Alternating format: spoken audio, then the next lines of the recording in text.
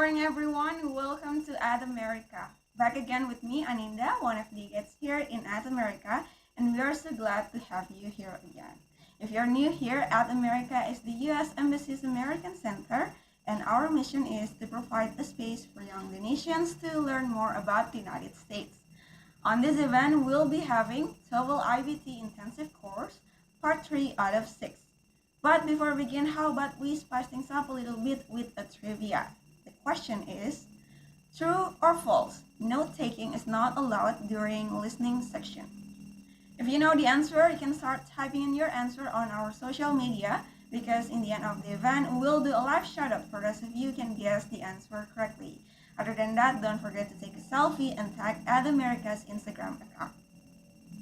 Without further ado, please welcome our facilitator for this morning, Ibu Hafilia R. Ismanto, ETS approved TOEFL iBT facilitator of International Test Center Indonesia. Bu Hafilia, the time is yours. Thank you, Aninda. Okay, and hi everybody. Very good morning to all of you. Okay, so today we're going to start, right? We are going to start reviewing as maybe those of you who joined us during our last session, which was on writing, right? So we're going to review a little bit of your writing, okay? And then we will move on, of course, to the reading section. So I'm going to start my share screen now. Okay. Yep. Okay, here it is. So today is the TOEFL iBT writing section review. So we're going to do this for a few minutes, right? And then we will move on to the reading section. So as you all remember, okay, again, I always put this up just to remind you that this is the official TOEFL logo now, okay? And we have talked about, as I said, okay, about the two tasks of the writing section, which is the independent and the integrated. And I'm sure you remember, okay, about the 5-paragraph hamburger essay.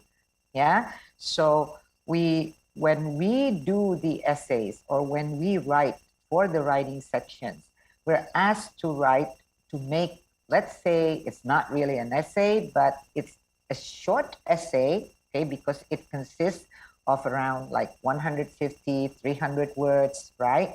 Now, so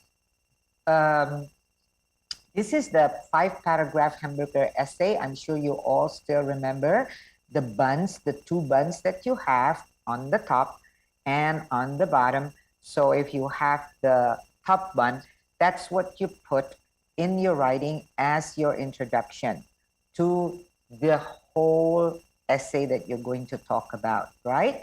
It's an opening. It is usually when you're in college, you know about the thesis statement.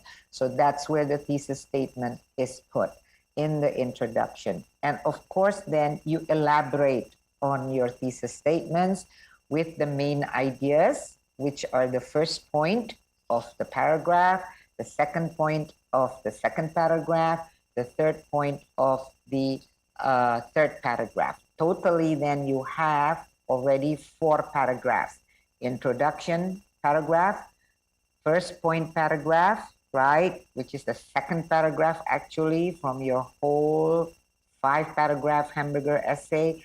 And then you have the second point paragraph, which is the third paragraph of your hamburger essay, and the third point paragraph, which is the fourth paragraph. And you close it, right? So that's why you have the opening and you have the closing. Okay, so just to remind you about the 5-paragraph hamburger essay. But remember that each paragraph can also be considered as a hamburger. Okay, each paragraph can also be considered as a hamburger, in which each paragraph, of course, consists of the top bun, which is the 1 or 2 sentences. Okay, you don't have to write a lot. It's just one. Many of the test takers and many students just write 1 or 2 sentences in the introductory paragraph that has a strong hook hook. You know what a hook is? Something that you want to put on, right? Yeah. In bahasa Indonesia, simply put itu seperti cantolannya ya. Okay. So a strong hook that tells the main idea of what this whole paragraph is about. And of course, when you make your point, okay, your main idea then has to be elaborated in these other sentences, right? You can just write the first sentence, second sentence, and third sentence. Basically, it includes examples and text evidences. Remember that we are talking about academic things, right? And in an academic essay, in an academic writing, we always have to support whatever that we say here in our main idea with evidence and examples. These are when you elaborate the main idea. That should cover your second paragraph, the second sentence, third sentence, the fourth sentence, and you can end, okay, the paragraph with a summary to sum up your main idea of the paragraph. It's like restating what you have stated here.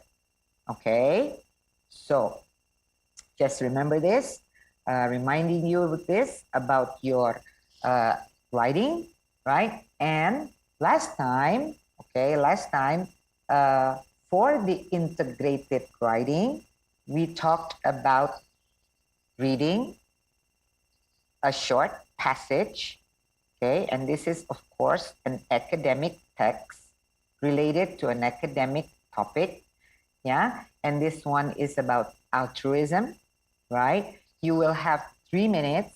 That's going to show up on your screen, and you have 3 minutes to read this. And what do you do during the 3 minutes? I'm reminding you again that you should take notes. The notes that you'll be taking, all right, has a certain template.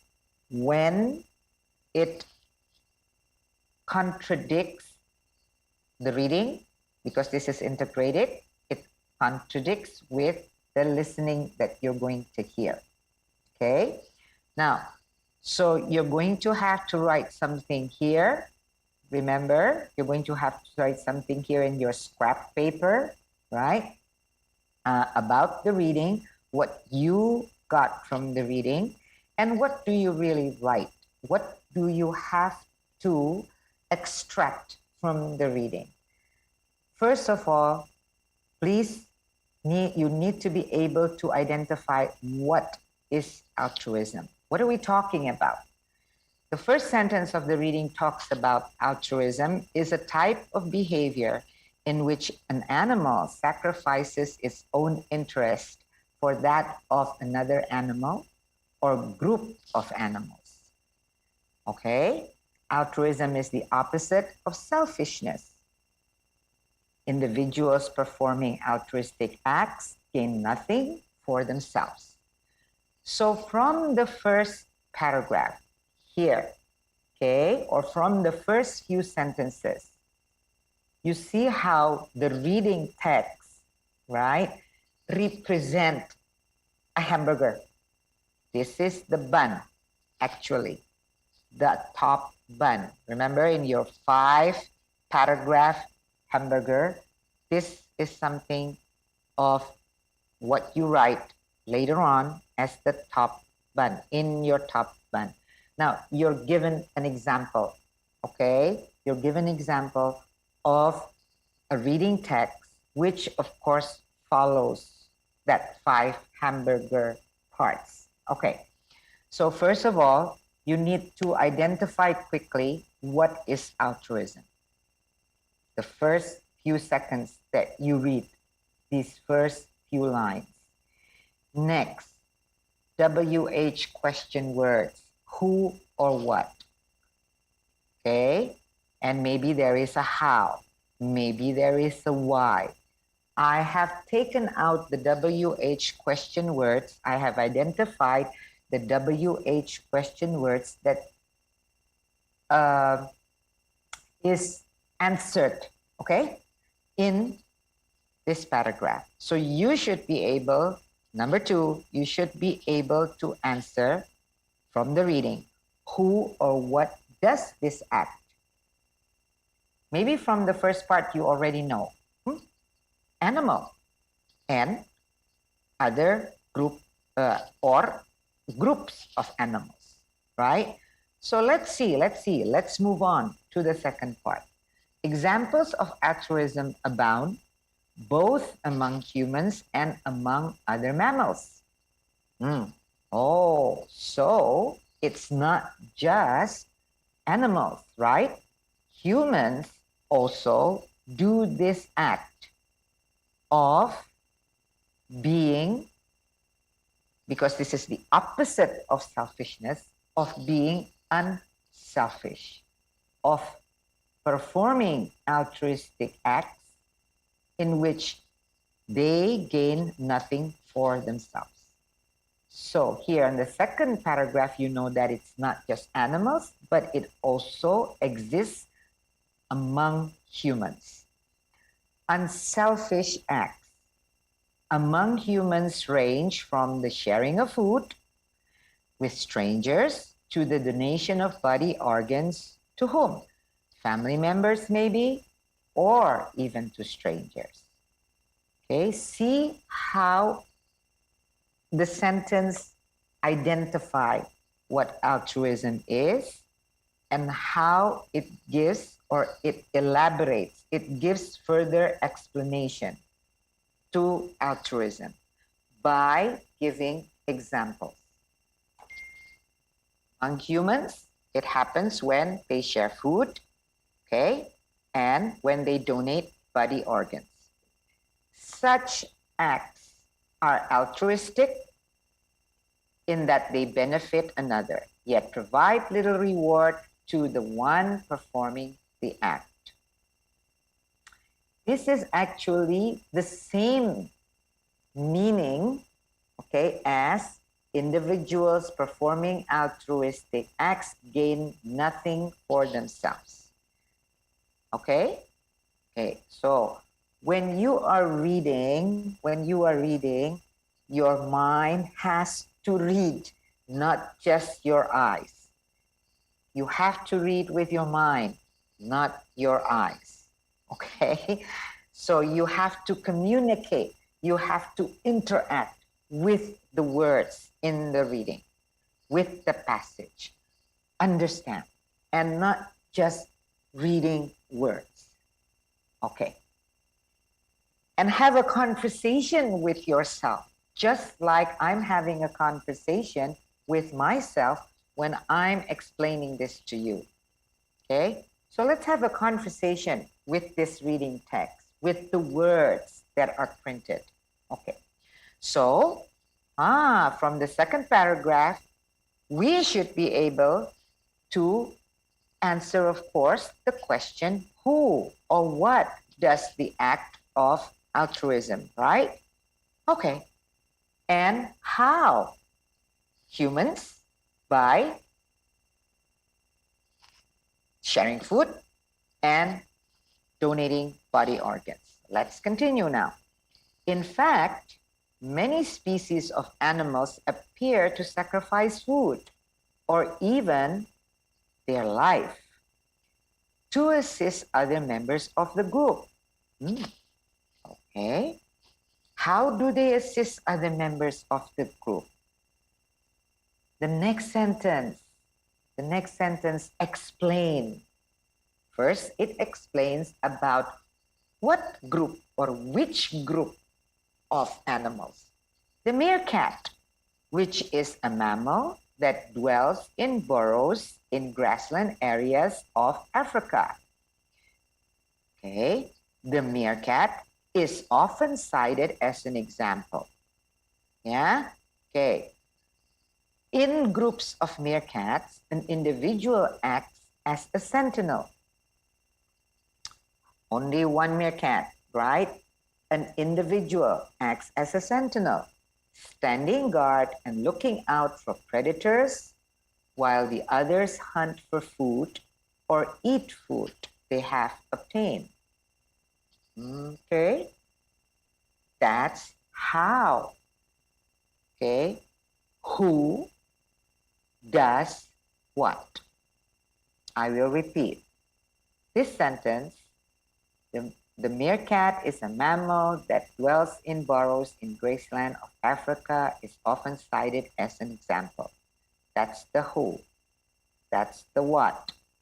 Okay? In groups of meerkats, an individual acts as a sentinel, standing guard and looking for predators and looking out for predators while the others hunt for food or eat food they have obtained. That's the how.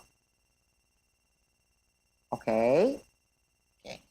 If sentinel meerkat sees a predator, such as a hawk approaching the group, what will it do? It gives an alarm cry, alerting the other meerkats to run and seek shelter. So, by standing guard, the sentinel meerkat gains nothing. Why does it gain nothing? It goes without food while the others eat.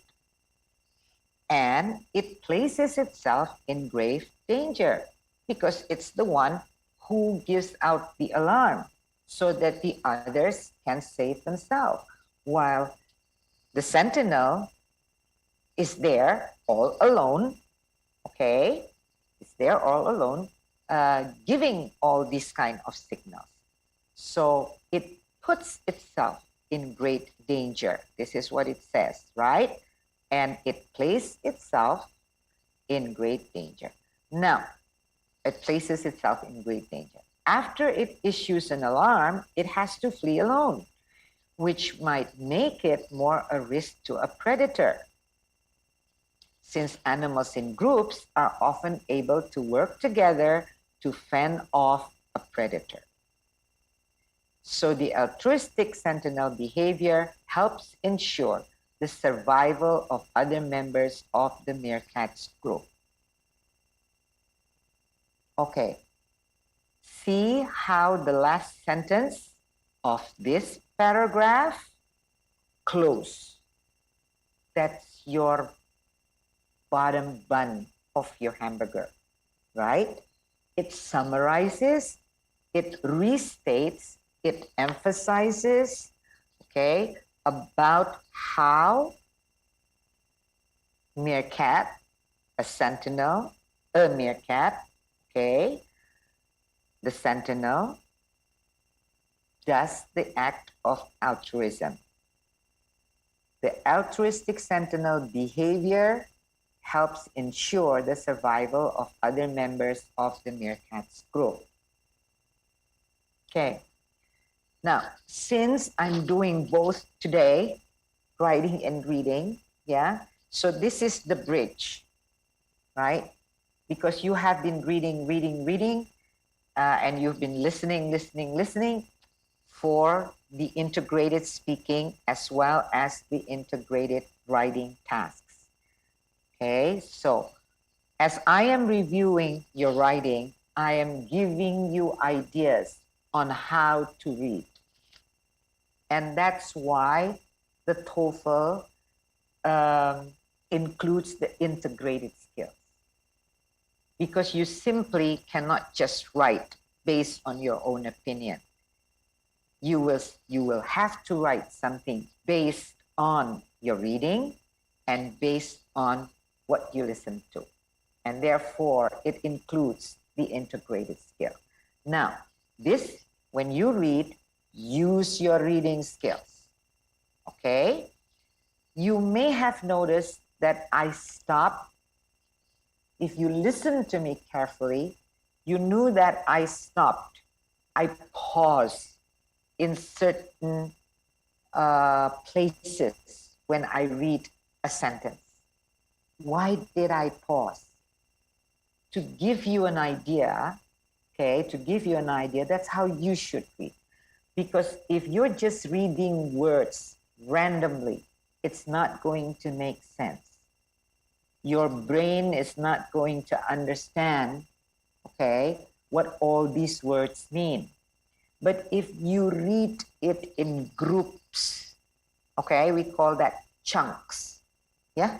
If we read that in groups of words, which represents meaningful chunks, then it will be easier for you to understand all these words, what they mean. Okay, we will do that when we are reading, yeah? But just giving you a heads up, and that's how you should be doing when you're reading. You should be interacting with the text, and therefore you will be able to write important notes in your T template. Remember? Okay, this is the reading, the reading for the integrated writing tasks. Okay? Okay. So, what are you going to write here in your reading?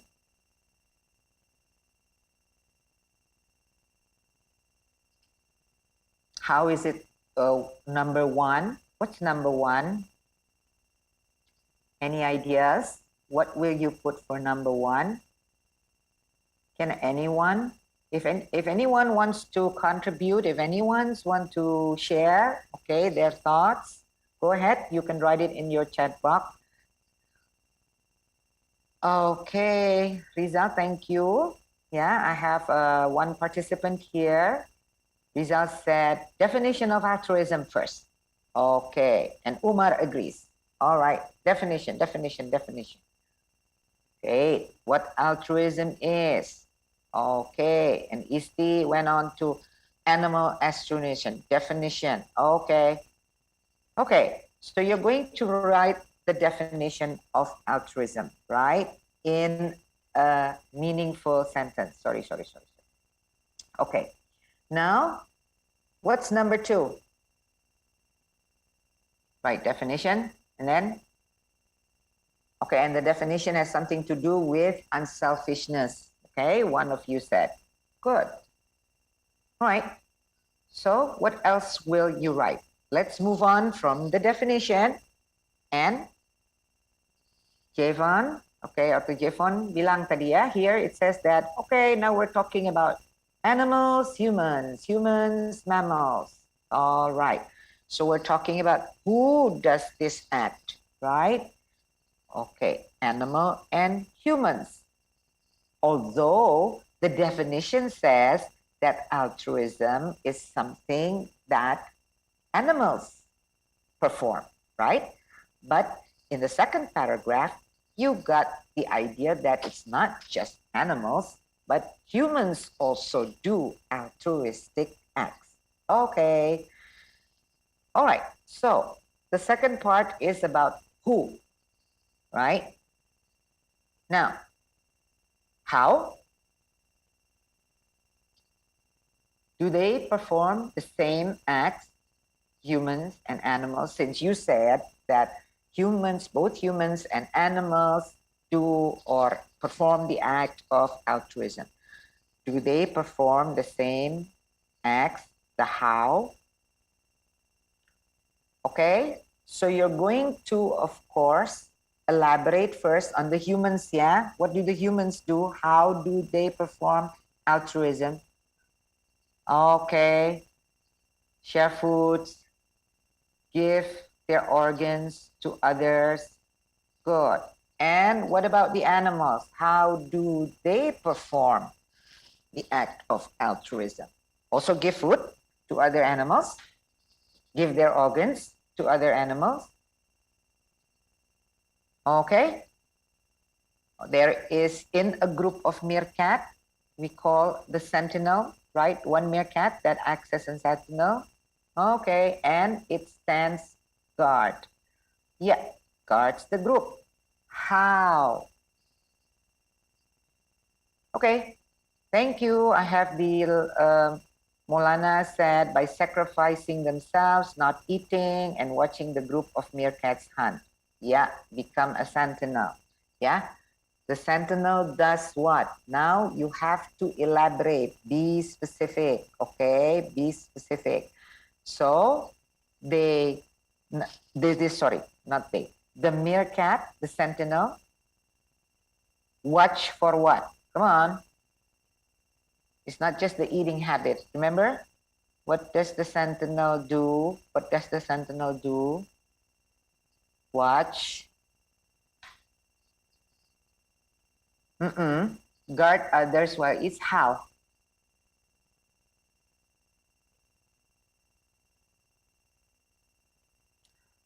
Guards against who? Predators. Okay. Yeah? All right. The enemy, the predators. Right. Okay. And then it gives signal, an alarm to the friends who are gathering food, who are collecting food. Yep. Okay. Thank you, everyone. Great. Yeah. Okay. Beautiful. All right. Now I'm just going to, Santika, I don't think I have to do this because they got it already. So I'm not going to ask them to read 3 minutes. Yeah, I changed it a little bit. Give them an idea on how they should read. So I'm just going to continue, right? And now you listen, because basically now in your screen, when you take the TOEFL iBT writing section, integrated writing, in your screen, the reading is going to disappear and you're going to listen to a lecture, of course, on the same topic. 99%, it's going to be contradictory to what you're reading, okay? But there is always that 1% chance that you're going to get a lecture which supports the reading. Okay, now, can you please listen carefully and see how, okay, because this is contradictory. Yeah, you remember that. For those of you who joined us last Saturday, you remember that the lecture contradicts what's in the reading. Okay, so how does it contradict? Now listen carefully and take your notes. Practice taking your notes because that is the most essential skill. Now listen to part of a lecture on the topic you just read about. You know, often in science, new findings force us to re-examine earlier beliefs and assumptions. And a recent study of meerkats is having exactly this effect. The study examined the meerkat's behavior quite closely, much more closely than had ever been done before. And some interesting things were found, like about eating habits. It showed that typically meerkats eat before they stand guard. So the one standing guard had a full stomach. And the study also found that since the sentinel is the first to see a predator coming, it's the most likely to escape, because it often stands guard near a burrow, so it can run immediately into the burrow after giving the alarm. The other meerkats, the ones scattered about looking for food, are actually in greater danger. And in fact, other studies have suggested that when an animal creates an alarm, the alarm call might cause the other group members either to gather together or else to move about very quickly, behaviors that might actually draw the predator's attention away from the caller, increasing that animal's own chances of survival. And what about people? What about some human acts that might be considered altruistic? Let's take an extreme case. Suppose a person donates a kidney to a relative, or even to a complete stranger. A selfless act, right?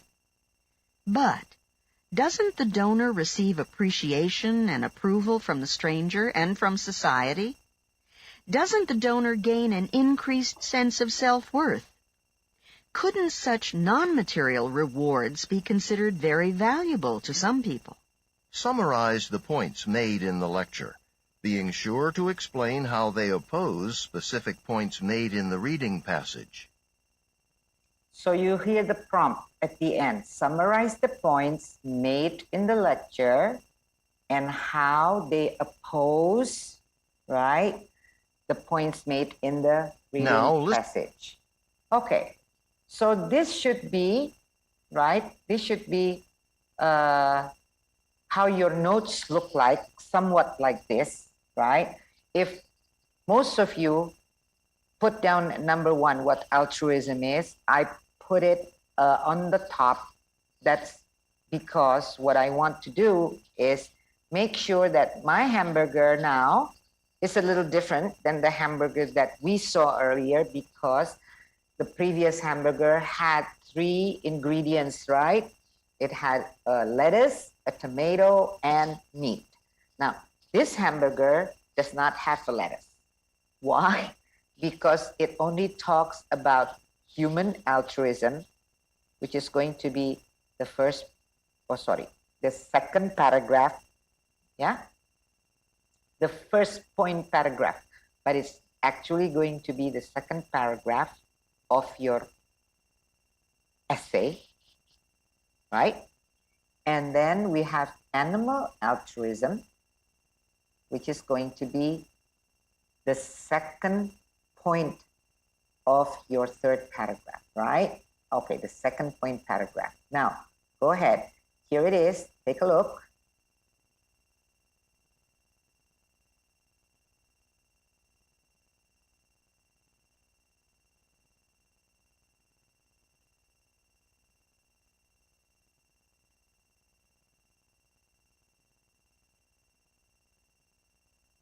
Okay, I'm sure you have read that, and I'm going to focus on why I put these words, if you can see these words in green. Does anyone notice, or do you notice the words in green are what parts of speech? This is your grammar a little bit. What parts of speech? Okay. Is it a noun? Is it an adjective? Is it an adverb? It's a verb. Okay. Remember that it's easier for you when you put down your notes, when you write your notes, okay, to use verbs, because then it will be easier for you to turn these words into sentences. Since sentences basically in English has a subject and a verb. Okay? So, human altruism, how? This is the who. What do they do? Actually, they share food, they donate organs. And the main idea is that they benefit others by doing this. Or how do they benefit others? Okay, by doing this. And what do they get? Little rewards. Okay, now the second part, yeah, is the animal altruism. And then remember what we said about the animal altruistic value.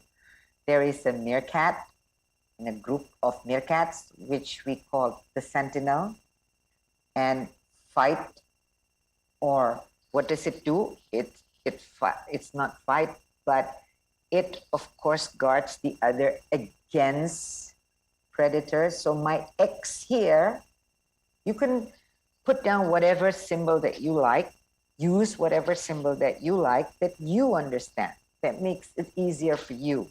I'm using this cross to represent, okay, the word against. So against predators, how and what are they doing when the sentinel does that? Why? Because then they guard others while others hunt for food. And it means that when they guard others, they go hungry while others collect food. Okay, they put themselves in. They put he or she, one sentinel, yeah, put itself in danger because it has to flee alone while the others flee together, right? Or we can say that others take shelter. Yeah.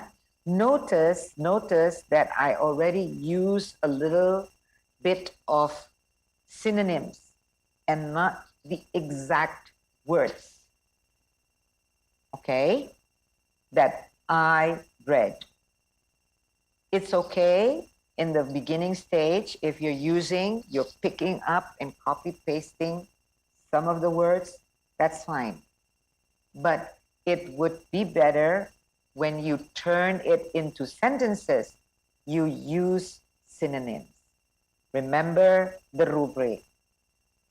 Remember that, of course, you will be able to show the raters that you have a wider range of vocabulary when you use different words, a variety of words, okay?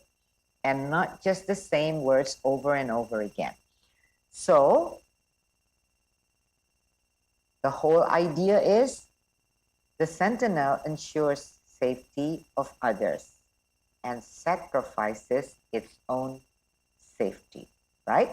Okay, now, what's the listening?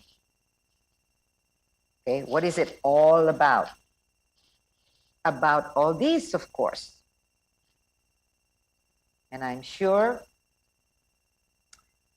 you will write something like this, close to this, if not exactly the same. But this is what I wrote when I listened to it. Okay, when I listened to the lecture. Oh, about the donors. While it says that in the reading, they benefit, these human beings mean that they benefit others and receive little rewards. But in the lecture, it says that donors receive appreciation. And isn't that some kind of a reward? Okay, so that's how it contradicts. That's how it argues. Yeah, okay. Now let's continue with the second part, which is about the meerkat.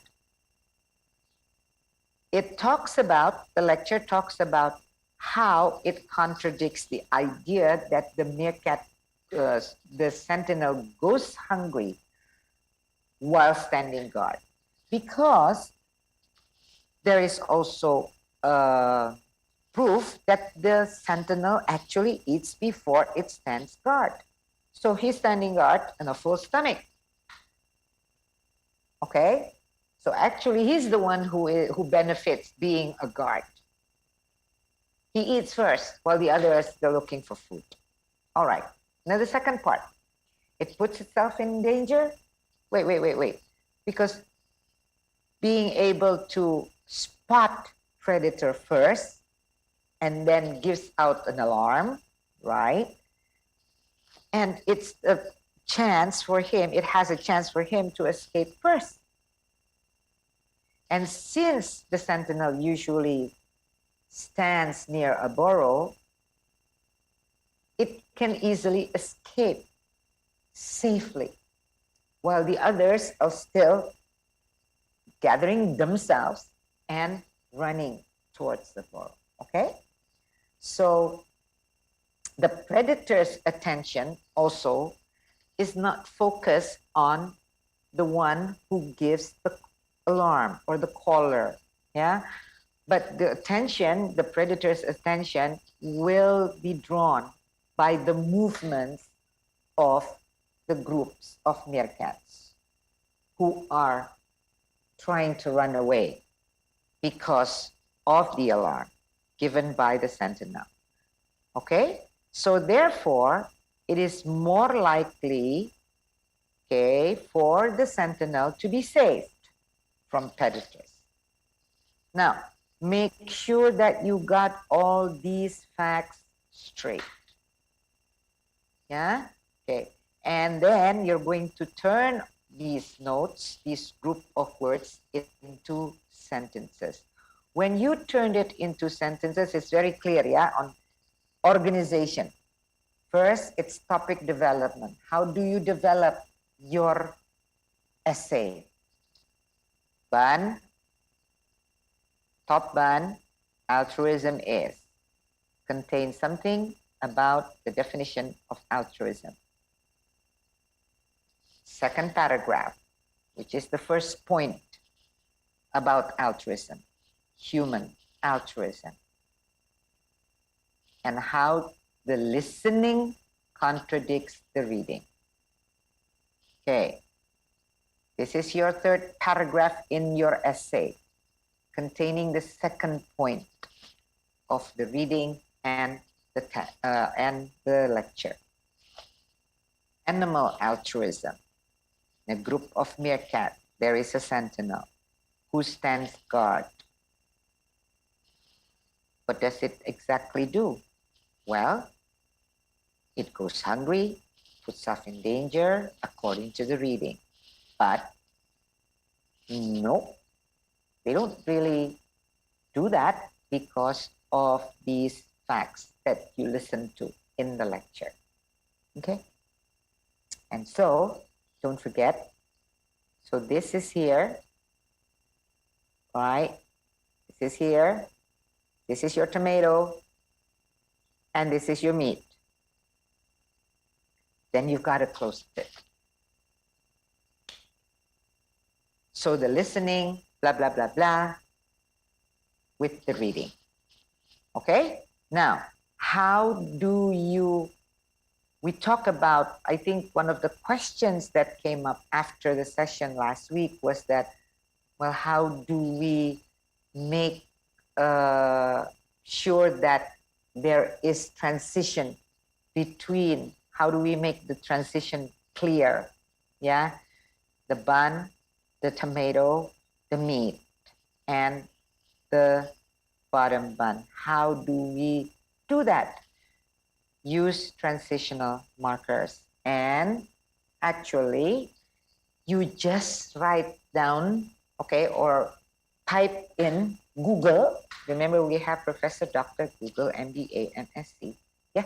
Now, if you just Google transitional markers in writing, okay, you will have thousands of sites now. And this is one that I got because this came up yesterday. I was just trying to type in, okay, I always get different kinds of websites, but please remember that most universities have their writing center. Okay, so just, or you want to type writing center. So all the writing centers that are provided for free, okay, of universities in the US will pop up. And this is one. This is from UNC, okay? And I'm just not, so to just make it quick, hold on a minute. I'm going to share. Wait, yeah.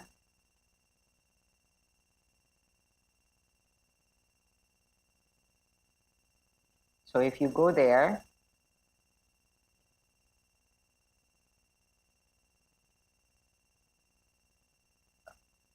what are you seeing now, guys?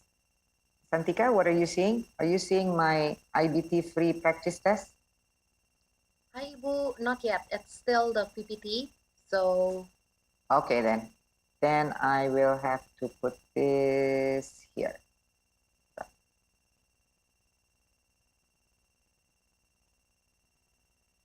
Okay, now it's the Writing Center website.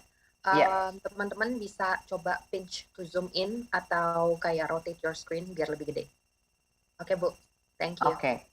So in my PPT, you saw the UNC, yeah? UNC Writing Center .UNC whatever. UNC stands for the University of North Carolina.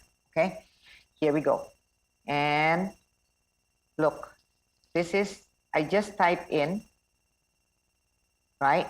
I just type in transitional markers, but then of course contrast. Itu. Yeah, and look what it comes up. Contrast transitions. In contrast, however, on the contrary, on the other hand, and you can also put nevertheless, nonetheless. Please study the function of each of these expressions. In contrast, you probably already understand. It shows contrast between two comparable things. Synonyms with but, not synonymous, synonymous with but not synonymous with despite this. Okay, and it gives an example. I've had breakfast. In contrast, I'm still hungry. You can also say, I've had breakfast, but I'm still hungry. Now, maybe the meerkat, maybe the sentinel had breakfast, but he doesn't have a full stomach. He's still hungry. We don't know that, yeah? But anyway, you can use that in that context. Remember the context. You're not just putting it, you're not just putting transition, transition, transition, but remember the context. However, okay, shows contrast between comparable things, the same, comparable things in contrast, comparable things when you use however, right? Comparable things are between expectation and reality, synonymous with but and despite this. The bedanya ya sedikit, in contrast, it's not synonymous with despite this, but however is synonymous with despite this. Please study this on your own. I'm just here to facilitate on what you should do, how you can study and get the resources. There are thousands of resources on the net, okay? And if you want to use transition markers, right, to show additional information, remember that we talked about first, second, third for your paragraph, okay? And I said you don't have to use first, second, third all the time. You can use first. You can use then for the second paragraph or for the second point paragraph, you use besides that. You don't have to use first, second. You use first, besides that, and not last, but you can also use furthermore. These are the transitional markers that you can use to start your paragraphs, okay? To start a new paragraph when you want to give additional information. Look at the function, read the example, okay? Okay, and of course there are many more. You have the cause and effect transitions and etc. All right, so these are the resources that will help you. These are the resources that matters, okay? Okay, so I'm going to go back again now to my slide. Is my slide back, Santika? Hi, Ibu. Yes, it's back. Great. Full window. Thank you. Yeah. Okay. Now, yeah. Okay. So just Google, right, and find out. Now, I'm going to move on, review the independent writing test 2, which is, of course, you're given a prompt, which is a question. It's an option based on general knowledge or experience. Option mean, do you agree or disagree? Biasanya begitulah, ya. Based on your opinion, of course. Okay. And you have 30 minutes to respond. And we already talked about the number of words that you are expected, ya. Expected. Itu. Kurang-kurang 10, 15, 20, it's okay. As long as it is cohesive. Itu kan. Topic development, well organized, right? Your grammar and your vocabulary, okay, your sentences are good. Okay, now, this is a sample scored response for the independent writing task, yeah? Nah, always telling the truth. Do you agree? Ada opsi pasti, agree or disagree with this opinion or with this statement. Always telling the truth is the most important consideration of any relationship or in any relationship. Use specific reasons and examples to support your answer. Be sure to use your own words I need you to focus on that last sentence. Do not use memorized examples. It's going to show. The raters will know. You really don't know what you're talking about. You're just copy pasting from a template. All right. So, okay. Can I have some opinion? Agree or disagree in the chat box? Thank you, Nafasha. Ooh, everybody agrees. I think the girls agree. Okay. Oh, I think, what about the man? Oh, there is a widodo tree. That must be a male, yeah? Okay. Oh, there's one. Depending on the situation, Bu. Okay, good, Iqbal. Okay, somebody said 100% agree. Strongly agree. Couldn't agree more. Okay, everybody agrees and no one disagree. So far, no one disagree. Okay, but Jeffon is like, Jeffon and Iqbal said, depending on the situation. And then Jeffon said, always to the point, even sometimes hurting. Gitu. Okay, never gonna back. Never gonna back apa ya? Okay. All right, Priscilla said, here in the chat box, yeah, guys, if you're in Zoom, you know that in the chat box. But we have to decide whether we agree or disagree, right? Okay, Priscilla, I will answer your question, ya. Nah, ada lagi nih, Dania dengan syarat, ya, with, okay, condition, under certain condition, agreed, but not blunt honesty. Okay, good.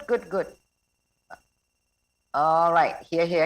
Okay, guys, if you were in At America with me, we would have, I usually do this and ask you to debate with yourself whether you agree or disagree and why. Okay, now here, this will answer some of your questions maybe, okay, in the chat box. Because some of you are, or one or two of you are saying, ya kan it depends. I agree, tapi it depends, gitu kan? There is like a condition, yeah. All right, now read this carefully. This topic supports a variety of approaches. Some writers disagree with the statement and describe instances where to them, to the writers, it is appropriate to lie. Itu kan? Okay. Typically, this include white lies. Okay, remember ya? Hello. Remember di sini ya, guys. Semicolon, punctuation mark. When you are reading, semicolon, punctuation mark means the sentences or the sentence that comes after the semicolon is actually has the same opinion, has the same meaning with the sentence that comes before the semicolon. So you are re-emphasizing or restating or elaborating on what has been said before the semicolon. This is also important for your writing and your reading. Okay, so typically this includes white lies. It is appropriate to lie sometimes.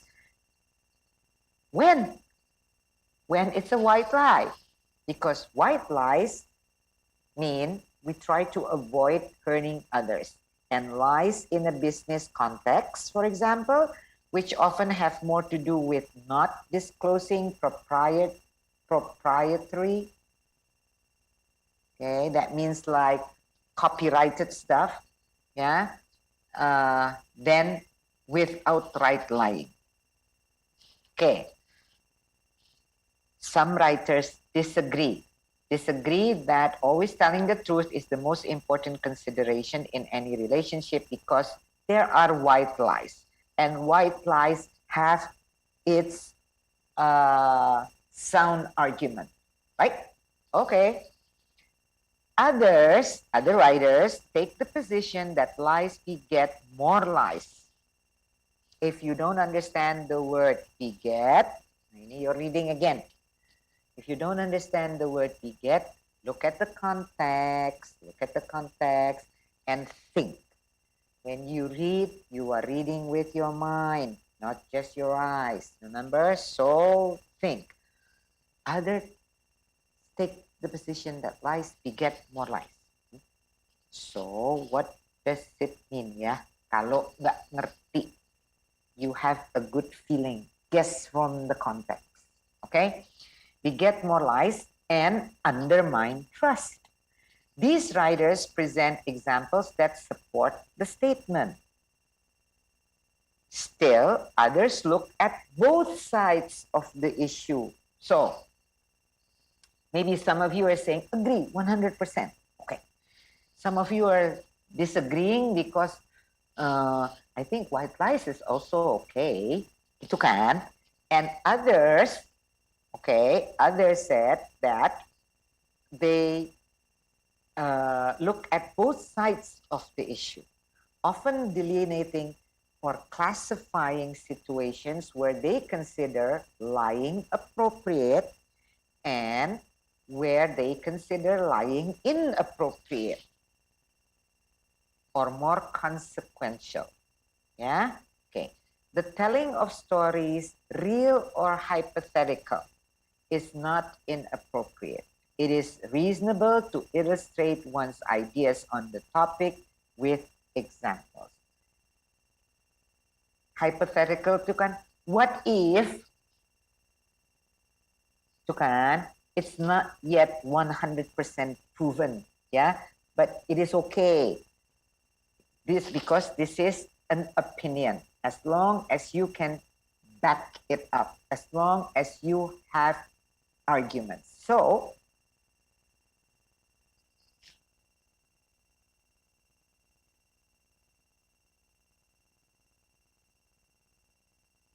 if you take this position, that means it is inappropriate to lie. That means you agree. And you're going to make a paragraphs. You're going to make essay, a hamburger essay. Hit this, stating that you agree. It is inappropriate to lie. And you are going to elaborate in 1 paragraph, 2 paragraphs, 3 paragraphs, whatever. Okay? The arguments, the reasons. All right. And if you agree, if you feel that white lies, okay, is avoiding, actually it's good because it avoids hurting other people.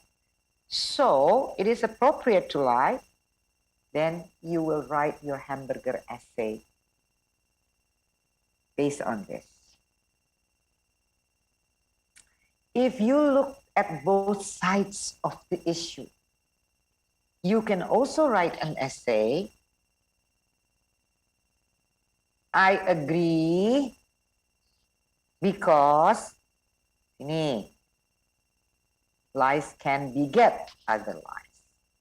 But there are exceptions. Itu kan ya? I disagree that lies always hurt because sometimes it's to avoid hurting other people. So you, in your paragraph, nanti ada in your hamburger essay, there is a paragraph when lying is appropriate. In another paragraph in that same essay, right? So this is the tomato, this is the meat, when lying is appropriate. Up to you. What I'm saying is that you can look at both sides. It is possible. Okay? Okay. So you can practice on your own. Now, this is what we call a mind map. So far, I've been giving you the T, right? I have been giving you the T for the contradictions between the listening and the reading. But when you're writing an independent essay, you've got to do brainstorming on your own because there are no prompts other than the statement, right? Okay, so you can also use what we call the mind map. Yeah, okay. So for example, advantages of online education. What is the advantages? Yeah, we can work anywhere, anytime. We can study. Sometimes when it is unclear, we have the ability, the capacity to, of course, review by pausing, by rewinding, right? Self-paced. Some of you like working in the morning, some of you like working in the afternoon, some of you like working late at night. Self-paced, right? And it's more comfortable because I'm in my own room. I'm in my own, what is that? Study place, study desk. I can adjust the lighting. I can hear music while I'm studying because that's how I learn best, something like that. Yeah, and of course, especially when you live in Jakarta, okay, it saves a lot of time commuting. Okay? But there are the disadvantages as well. All alone, itu kan, in isolation, no interaction. It requires self-discipline because no one is there to, hey, now you have to read the second page. Okay. Sometimes you don't get feedback from your instructor, right? And there are too many distractions, right? The show is on. Itu kan, my favorite TV show is on. So, I'm going to stop studying. Yeah. Nah, ini what we call a mind map. This is the mind map. And this mind map will, I think, help you when you are doing your independent essay. Okay?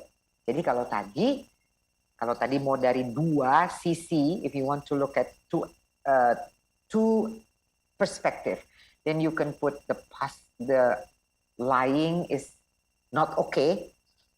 Di sini, lying is okay. Why? 1, 2, 3. Why? 1, 2, 3. Okay? Okay. Now,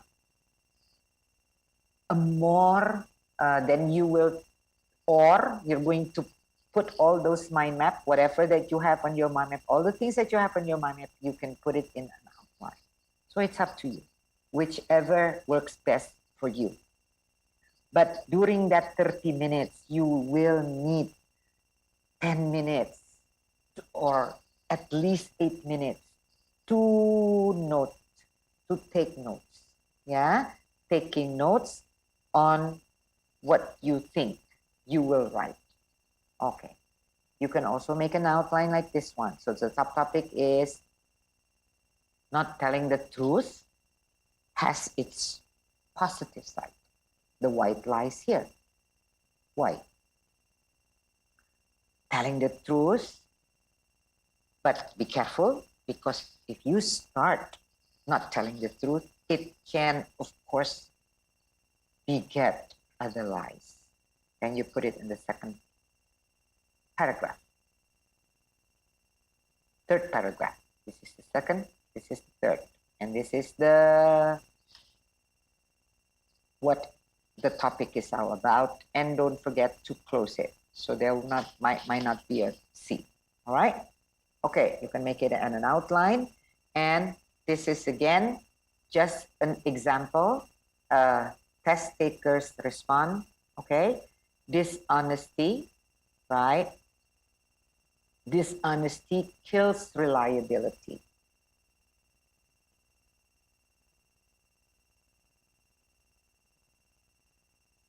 Yeah, this is a score of 5 essay.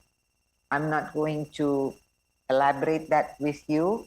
You can take a screenshot of this, please. Okay, do take a screenshot. And to remind you what it says on the rubrics, for a score of 5, it effectively addresses the topic. It is well organized. Remember hamburger. Kalau organize itu remember hamburger. Okay, there's a bun, and it's clear when people read it. Oh, this is the bun, the top bun. This is the ingredients. Okay, and then you have the bottom bun. Okay, it displays unity, progression, and coherence. Transitional markers will help. Yes, it will help. And you know which transitional markers to use from the resources that I have shown you. Displays consistent facility in the use of language. When you talk about use, it means syntax, yeah, syntactic. To it's more grammar, right? Your sentences is not just simple sentences, but you have, of course, simple sentences combined, making compound sentences or complex sentences, okay? Using a wide range of vocabulary. Remember, we talk about this also, right? Though it may have minor lexical or grammatical errors. Yeah, it's not perfect. Okay, please take a screenshot. Yep, and then remember the rater's comments here. The rater will have to, of course, prove why this essay written by the test taker receives a 5. Okay, so take a screenshot, right, and read. Now you practice your reading. You've taken a screenshot already? All right, now, because I'm going to go to the reading now. But before we go to the reading, the TOEFL rater training and scoring approach or method, yeah. I think that as test takers, we do not just concern ourselves with what's on the test, but with how we are rated.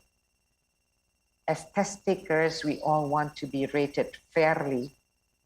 We of course want to be rated objectively. Okay, and this is how the TOEFL rater scoring method or approach ensures that. How do test raters, who are human beings, okay, so your speaking and your writing will be rated by an AI, the artificial intelligence, to help the human raters and human raters. Okay, so the human raters, of course, they apply to be a rater, and they go through an intensive training program online. Yeah, so this has happened way before the pandemic. So guys, online learning, online training is something that has been that has existed in this world way before the pandemic. Okay, so intensive, there is an intensive online training by ETS, of course, and of course they will be assessed, they will be tested, and once they are able, okay, to pass the test, right, to meet the standards, to meet the requirements, then they will be certified as a reader. I'm sure that other tests also have certification for their raters, yeah? But this is something that is very unique. This is something that when I found out, when I learned about this is something that I feel it benefits my students, it benefits all test takers. Because before the test is, so a rater usually is given like 5, 6, okay, depending on how many test responses they have to rate, right? They're given like a number of test taker responses, speaking and writing, for example, yeah? Or it can be separated, just speaking, just writing, but a number of. Even though they have been certified, okay, before they can rate on any given day, they have to do what we call a calibration. A calibration means that they will have to rate benchmarks, right? Like what we discussed, you know, all the test taker responses that I've shown you, okay, in speaking as well as in writing, those are benchmarks. So we have benchmark of 5, something like this. Benchmark of 4, something like that. Now, they're given all these like practice, right? But it's already rated actually, yeah? It's a benchmark. And they're asked to, of course, rate. When their ratings are the same, yeah, as the benchmarks, then they can rate you, us. If it is not, then the leader will say, there's something wrong with you today. You are not fit and proper to rate, even though you have the certification. There's something wrong with you. You're a human being, right? Maybe you had a fight last night. Maybe you didn't sleep well.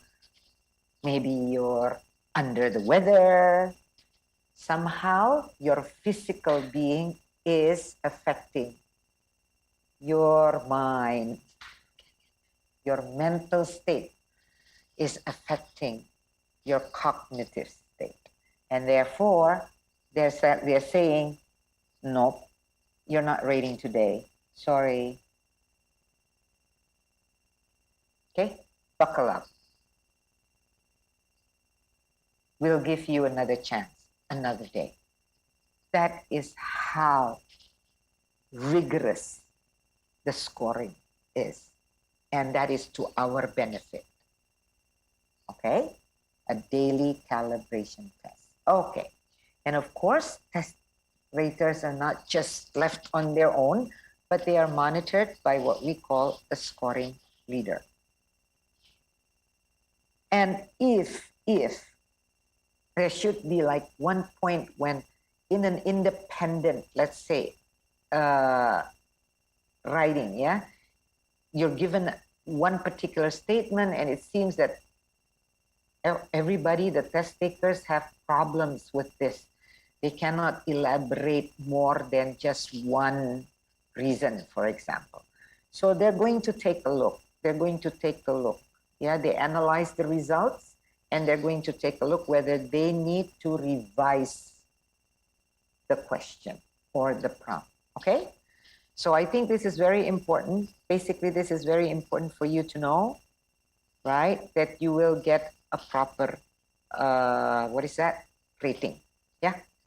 Because it's based also on fit and proper on a daily basis, not just once in a year, not just twice in a year, okay? On a daily basis before they rate you. Okay, now I'm going to go to the reading section, which I have already introduced a little bit, yeah, on how to read. I gave you the key, how to read, right? So we've talked about speaking and writing, and now we're going to focus on the reading passages, right? Again, if those of you missed or forgotten already what we discussed during our first session, you will get, by default, it should be 3 reading passages, and each passage is of course followed by 10 questions, tallying up to 30 questions for one particular passage, for all the 3 passages, right? But sometimes there is a time when some of you will get 4 passages, and we already discussed that. Just to remind you that the one extra passage that you get is a tryout, it means that it is not scored. Okay? But which passage will not be scored? Okay, we don't know. Yeah? And because of that, your testing time will also be lengthened if you get more passages than 3, from 54 minutes to 72 minutes. Okay? Okay. So let's take a look. The reading section of the TOEFL, of course, represents what you need to understand, okay, when you read in academic settings, right? And basically, the questions, the 10 questions that you have for each of the passage will or can be categorized, grouped into 3 main big categories. The first one is understanding basic comprehension. The second one is reading to learn. And the third one is making inferences. Okay. Yeah. Now, and if we elaborate, okay, if we try to sort out what kind of questions belong to basic comprehension, what kinds of questions belong to reading to learn, and what kinds of questions belong to inference. So here it is. As you can see on the screen, it's very clear that basic comprehension questions, of course, consist of vocabulary questions, sentence simplification, factual, and there is also a negative fact. Okay, now, prose summary questions and classification, categorizing, organizational questions belong to reading to learn. Inference questions, of course, the question type is making inferences, plus rhetorical purpose, plus insert text. Now, these are just fancy names. I'm sure that those of you who are not acquainted yet with the TOEFL iBT reading sections, you're probably wondering, what's a rhetorical purpose? What is this? What is this? So we're just going to take a look slowly, okay? Because I think the reading section is also one of the most challenging because of the long text, yeah? Okay. So I'm just going to give you some examples, all right? We will be talking more about the reading section next week on the 4th section, yeah? Now, here, this is about Teotihuacan, okay? Now, I'm going to ask you to read this, and this is the example of the question which belongs to what we call, which belongs to the basic comprehension question group, right? And this is what we call the negative fact, okay? That's the example of negative fact, yeah? Okay. So, for example, the question will be, you can read that in paragraph 1. Each of the following is mentioned as a feature of the city of Teotihuacan between AD 150 and 700, except, keywords, except. That means, okay, I need you to give me your, what is that? I need you to give me your answer. Wait, sorry. Give me your answer, please. When I say false answer, are you looking for something that is true, or are you looking for something that is not true?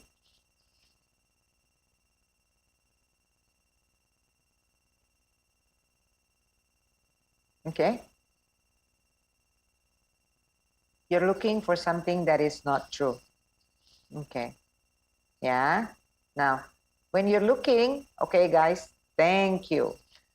When you're looking for something that is not true, that means it's not in the passage, right? So, basically what you need to do is look at the questions, look at the options, right? Look at the options and then find whether these options are stated in the text. If it is stated in the text, that means it's true. And that means it's the wrong answer. Got it? Okay. So don't get mixed up. Yeah. You are looking for something that is not in the text. Gitu. Okay. Is regularly arranged streets in the text? Yes or no?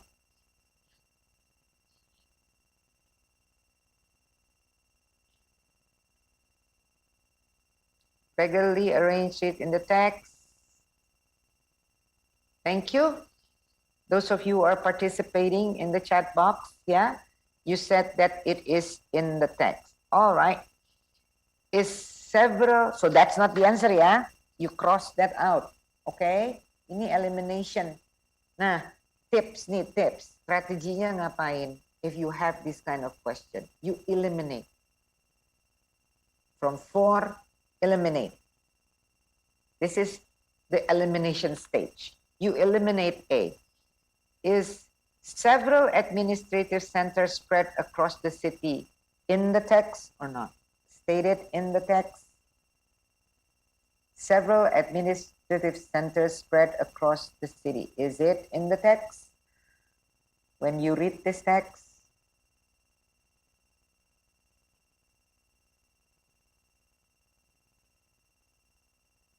it's not. Okay? It's not. Is there a word or is there the phrase administrative centers though in the text? Can you find the phrase administrative centers here? Yes. But some of you already said it. Ada administrative, but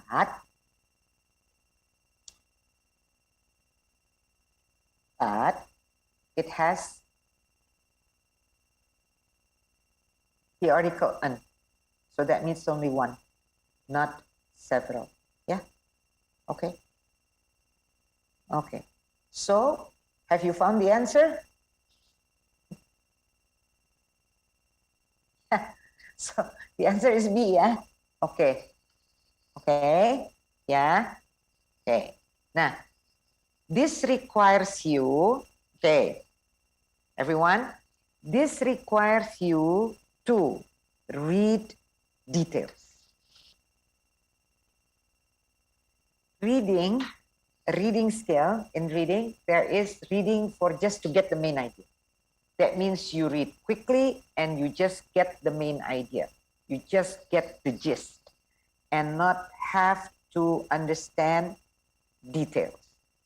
But with question like this, ya, exact, itu nggak bisa loh.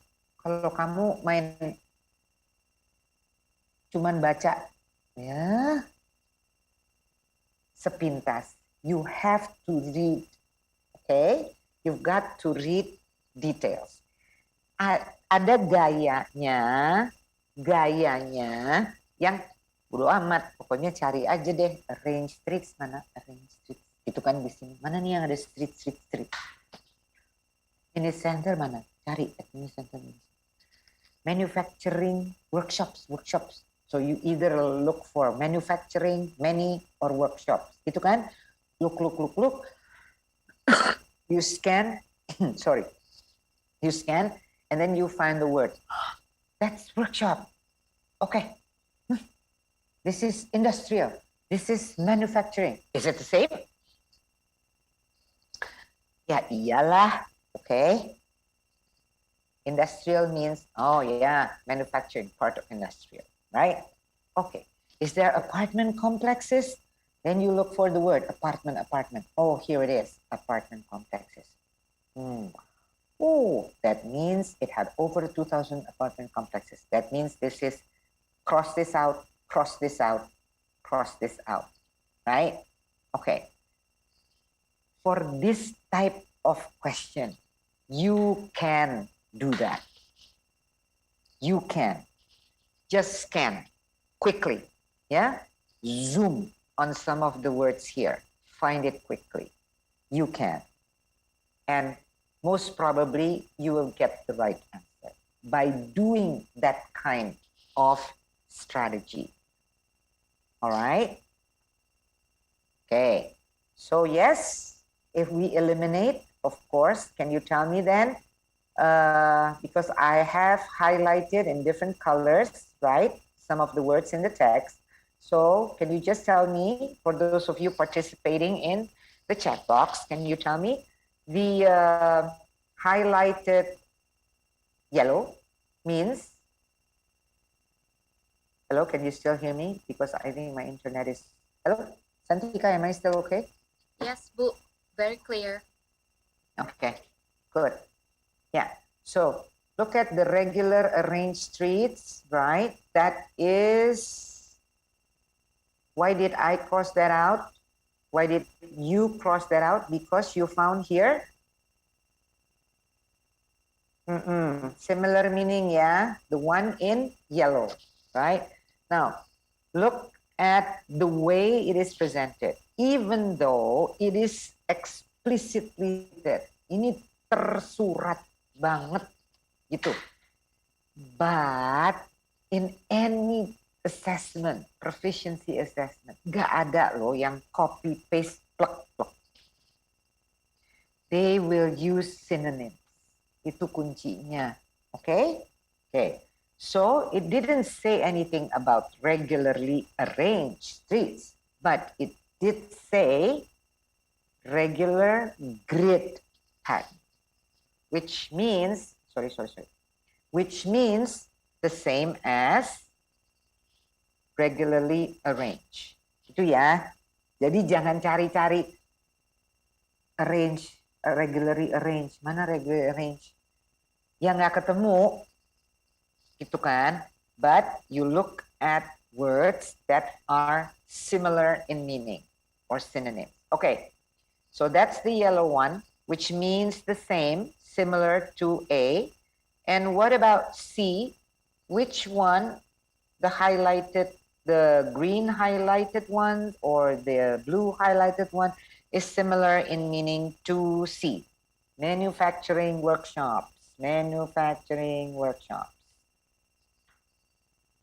The green one. Okay, thank you everyone who's here in Zoom. The green one, yeah? A large number of industrial workshops. And that leaves, of course, everybody, that leaves, of course, apartment complexes. Nah, kalau ini plek-plek kebetulan. Plek-plek. Right? Okay. This is easy, yeah? Vocabulary is one of the easiest. Kalau menurut saya sih easiest sih, gitu. Yang except ini juga.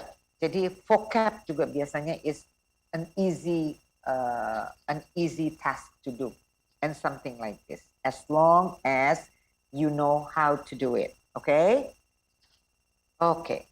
Now, itu kan tadi an example of negative fact. Right? Now I'm going to give you an example, another example of inference question. Because kebetulan teks yang sama ini has also a question about making inferences. Okay. Now, if that was the first paragraph that you read previously, now we're jumping now into the third paragraph because the question said, what can be inferred from paragraph 3 about quiquilco? I don't know, sorry, I don't know how to say this, right? But what can be inferred from paragraph 3 about quiquilco prior to 200 BC?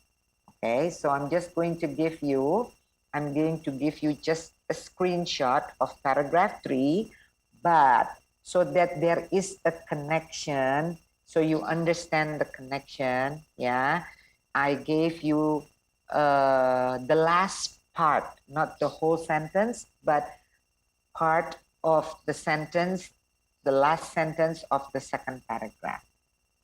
Okay, and I think when we talk about writing last week, somebody asked the question, how do we connect between paragraphs, yeah?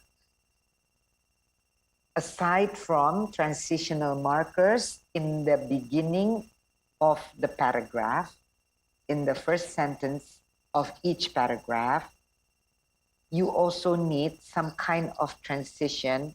So your closing, this is your bun. If you wrote this, this means that this sentence or this group of words is part of the bottom bun, right? Of your paragraph, gitu loh, of your second paragraph. See how the first sentence here, itu is connected actually to this. Okay? That's cohesion. Dia saling terkait seperti rantai, saling ada kaitannya. Okay, so this is the second paragraph. Blah, blah, blah, blah, blah, blah, blah. And then the last sentence said, blah, blah, blah. Finally, the impact of natural disasters, such as the volcanic eruptions of the late first millennium BC. Jadi, ini lagi ngomongin pokoknya ada volcanic eruptions lah. Okay. And then the next paragraph, after this, whatever it is here, said, this last factor, berarti volcanic eruptions itu ya. Okay. This last factor is at least circumstantially implicated in Teotihuacan's rise. Prior to 200 BC, notice, everyone please notice how I read it aloud to you, because I'm using again chunks, chunks, chunks. I'm using pauses in groups of words, yeah? Because that's how you need to understand this sentence. Listen to my chunk. The last factor is at least circumstantially implicated in Teotihuacan's rise. Prior to 200 BC, a number of relatively small centers coexisted in and near the Valley of Mexico. Around this time, the largest of these centers, Cuicuilco, was seriously affected by a volcanic eruption, with much of its agricultural land covered by lava. With Cuicuilco eliminated as a potential rival, any one of a number of relatively modest towns might have emerged as a leading economic and political power in central Mexico. The archaeological evidence clearly indicates, though, that Teotihuacan was the center that did arise as the predominant force in the area by the 1st century AD.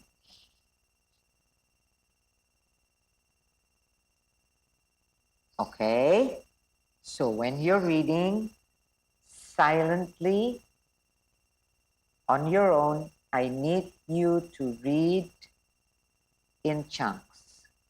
Find the subject of the long sentence. Find the verb in the long sentence. To understand, oh, this sentence is talking about the last factor. The verb is. In this context, it means is definition atau is adalah. Gitu. Okay, this is your this is your subject, yeah. The last factor is apa? At least At least kenapa? Circumstantially implicated. You have to read this in one group meaning. Circumstantially implicated. You cannot read. The last factor is at least circumstantially implicated in. Gitu, nggak bisa. It doesn't make sense.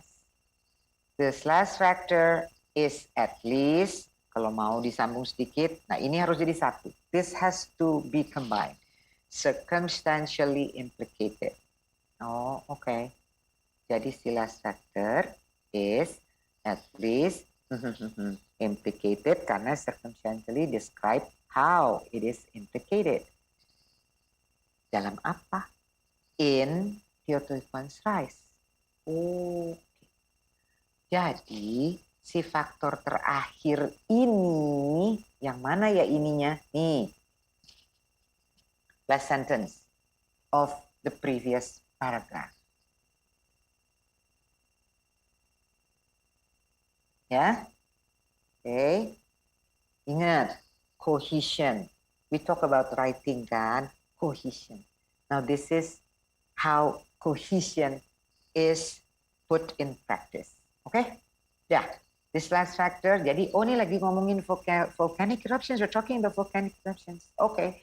So this last factor means this. The volcanic eruptions is at least circumstantially implicated in Teotihuacan's rise. Okay.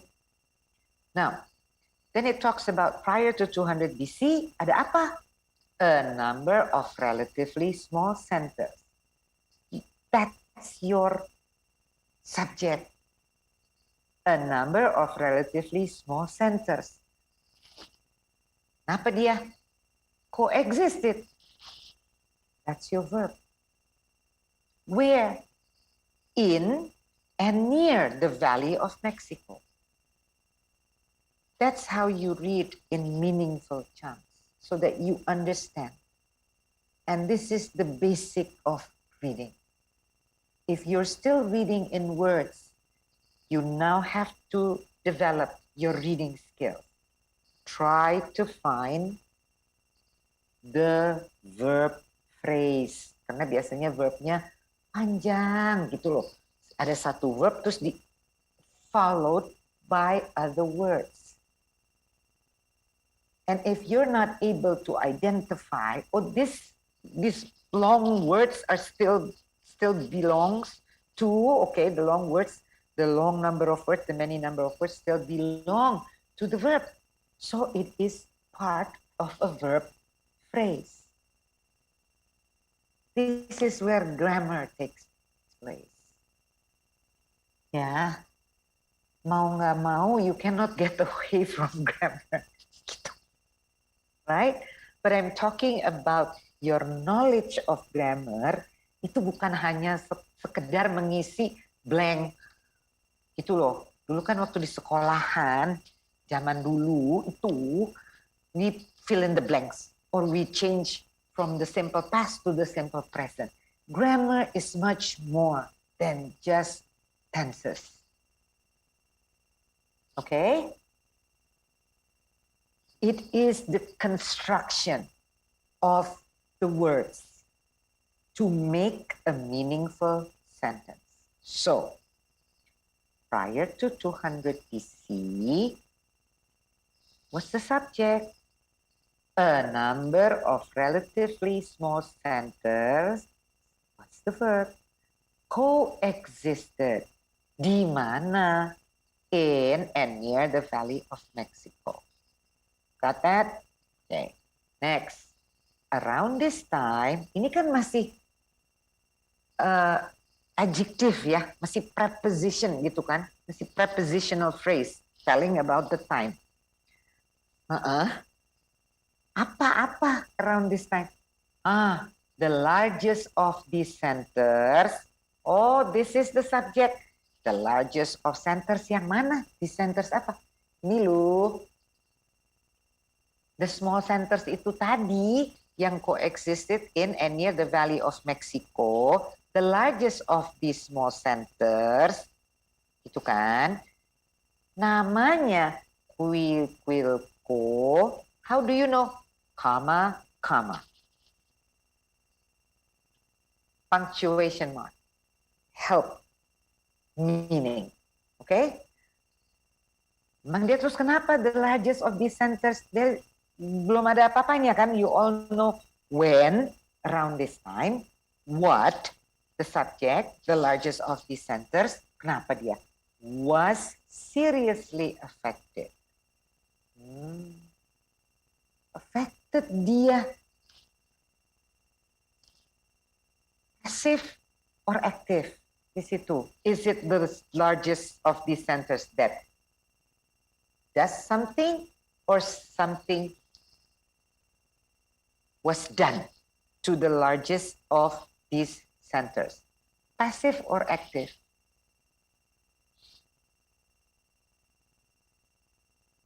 Okay. Got it. Was seriously affected by a volcanic eruption. Okay. With much of its agricultural land covered by lava. Yeah? Okay. I know that most of you are going straight to the answer, but because I am teaching you how to read and not teaching you the answer, okay? Because now I am teaching you how to read and not teaching you the answer, all right? I focus on how you should understand the reading. Okay? Focus on that first. Yeah? We are learning how to read so that you can answer the reading section. Okay. Thank you for those of you who have written your answers though, but I will ignore it for now. Yeah? Okay. So because I'm focusing on how you should be reading this. Okay. Now you understand. With Quilco eliminated as a potential rival,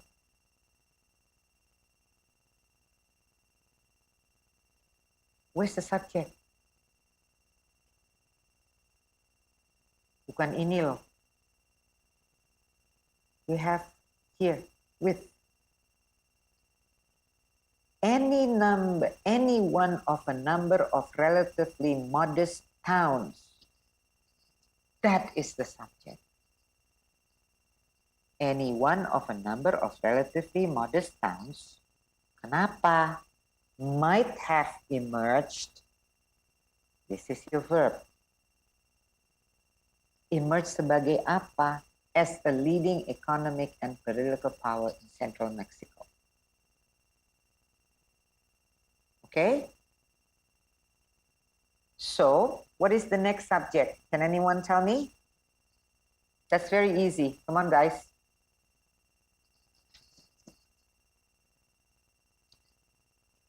Yes, might is a verb, Ika. It is a helping verb. Okay? Might have emerged. What is the next subject? Ayo, baca yang benar, baca yang benar.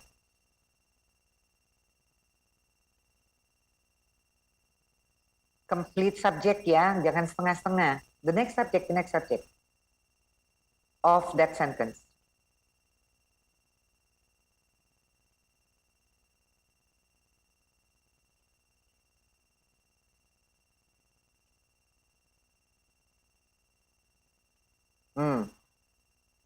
Okay, now it's getting exciting. It's getting exciting because getting very exciting. Some of you are saying the archaeological evidence. Some of you are saying the subject of that sentence. The subject of that sentence. You have a sentence, right? The archaeological evidence clearly indicates, though, that Teotihuacan was the center that did arise as the predominant force in the area by the 1st century AD.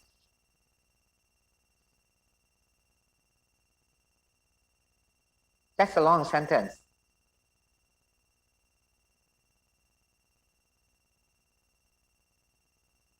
Okay.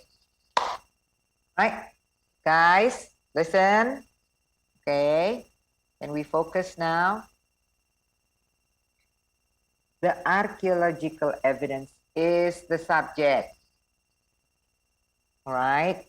Jadi nggak bisa cuman the archaeological, nggak bisa cuman evidence, nggak bisa cuman archaeological. It has to be complete. The archaeological evidence. Okay, that's the subject. The archaeological evidence. Verbnya mana? Kalau itu subjeknya, verbnya mana? Okay, indicates. Okay, now you got that right. Udah ya. Why is there clearly? What's clearly doing here? So what's clearly? If you say that the subject is if we agree that the subject is the archaeological evidence, terus the verb is indicates, why put clearly there as an adverb? So what does an adverb do, guys? What does an adverb do? An adverb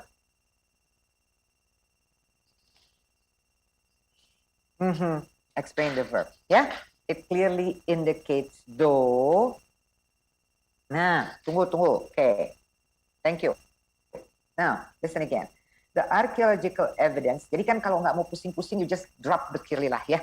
The archaeological evidence indicates, though, ini though-nya nih, berarti though against di sini ya, against yang ada di sebelumnya. That itu apa sih in that sentence? In bahasa Indonesia, how do you understand that? Because you're all Indonesian, right? I'm not teaching any foreigners here, am I? Okay. Okay, great. Thank you, everyone. Ya, that itu artinya bahwa, gitu kan? Right? Indicates apa? Indicates, kan after subject there is a verb. Nah, bisa nggak di sini kita berhenti? Stop. The archaeological evidence indicates. Full stop.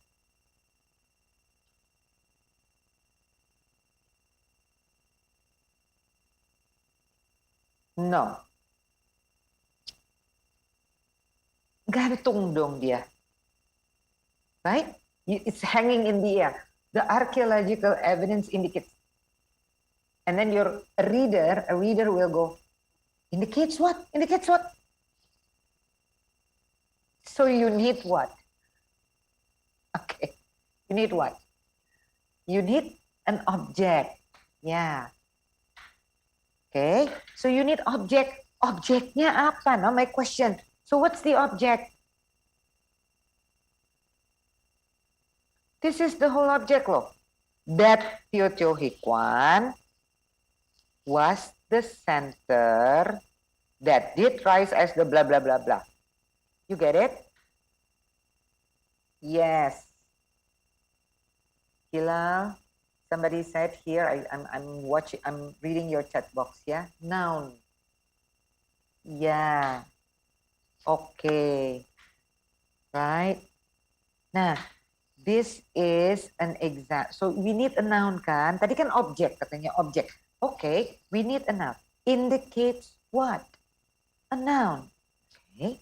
Now, this noun here in the sentence is a clause, group of words.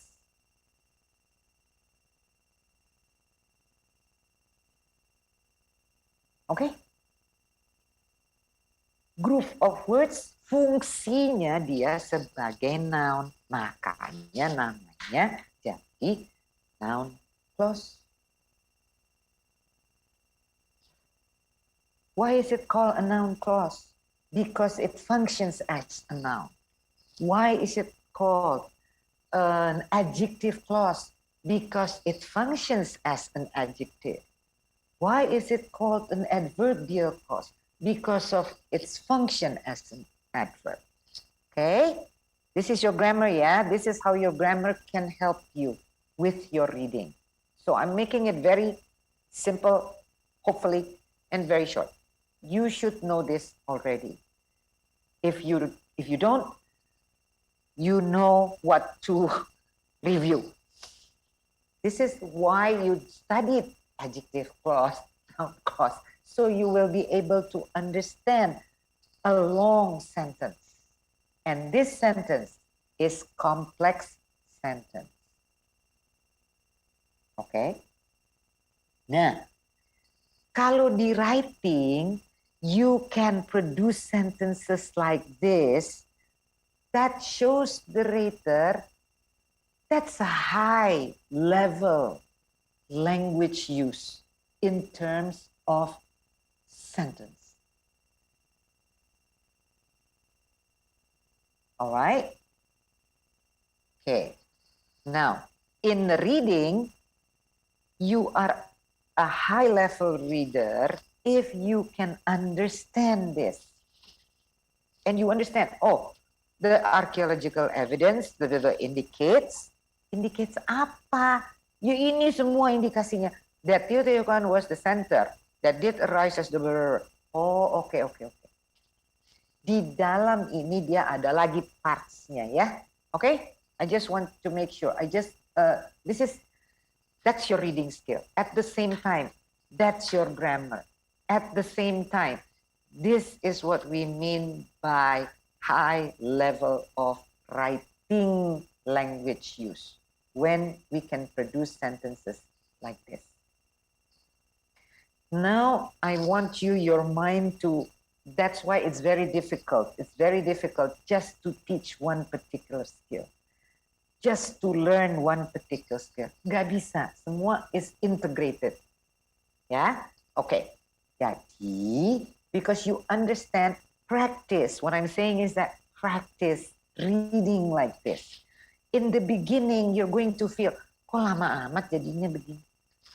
Yeah, in the beginning, it's going to take a while. But if you practice, right, the more you practice, your speed will get faster. Cepat, itu nanti akan cepat sendiri.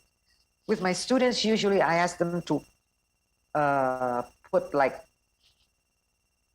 slash when they see, this is the subject, this is the verb, this is the this is the whole noun, misalnya, yeah, and they do that first. After a few times, it's automatic, and when they read in meaningful chunks, and that will make it easier for you to understand. Okay, now the question is, after reading this, the question is, what can be inferred from paragraph 3 about Huiquilco prior to 200 BC?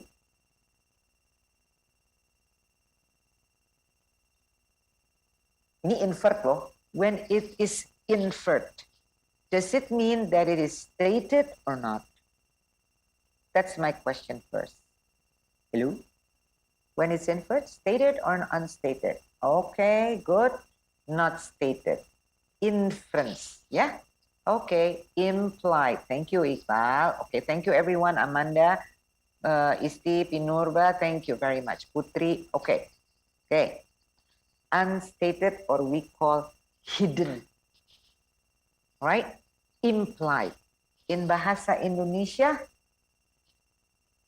because you're all Indonesians and I sometimes I switch to Bahasa to make sure that you understand. Iya, tersirat. Okay. Nah, ini tersirat. When it's tersirat, it means it is not stated. Clear? Okay. Apa ya implied-nya about Huiquilco? Nah, this means that your thinking skills, then you need, this is a higher thinking skills. That means, so I make my own conclusion gitu. Ya enggak your own conclusion based on yang tersurat. What can you conclude based on that? Okay. Was it Is Quiquilco a fairly small city until 200 BC?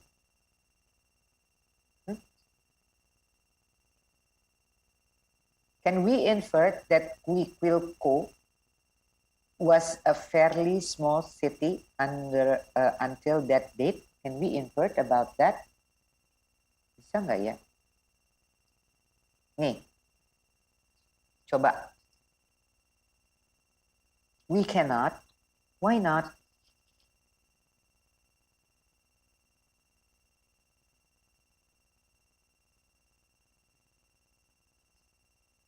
Because Quiquilco, it didn't say that Quiquilco is a small city until 200 BC. We cannot infer. There is not enough information. What we know is that there are small centers that coexisted, gitu kan, in and near the Valley of Mexico. Yeah, okay. Can we infer that it was located outside the Valley of Mexico? No, we cannot, because it says that in and around this time, itu the largest of the centers. Itu tadi kenapa juga tidak mungkin ada A. Karena sudah dikatakan largest of the centers. Berarti dia small. Dia small centers ya. Tapi largest of the centers gitu loh. Jadi dia small. But among the small, it is the largest. So we cannot say that it is a fairly small city. Fairly small dan largest beda ya. Walaupun dua-duanya sama-sama small. Okay? Okay. That's why it's not A. That's why it's not B. Because it's clear in, termasuk si Quiquilco kan, in and near itu, tapi jelas-jelas dia bukan outside the Valley of Mexico. Okay? It emerged rapidly as an economical and political center. The archaeological evidence that Teotihuacan was the center did arise as the predominant force in the area by the 1st century AD. So, it was not Quiquilco. Gitu kan? What we can infer is, with much of its agriculture land covered by lava, meaning that its economy relied heavily on agriculture because here much of its agriculture land. Berarti kita bisa menyimpulkan that si Quiquilco itu full of agriculture land. Iya. Oh ya, kita bisa saja sih menyimpulkan bahwa dia berarti based on agriculture dong, ekonomiknya.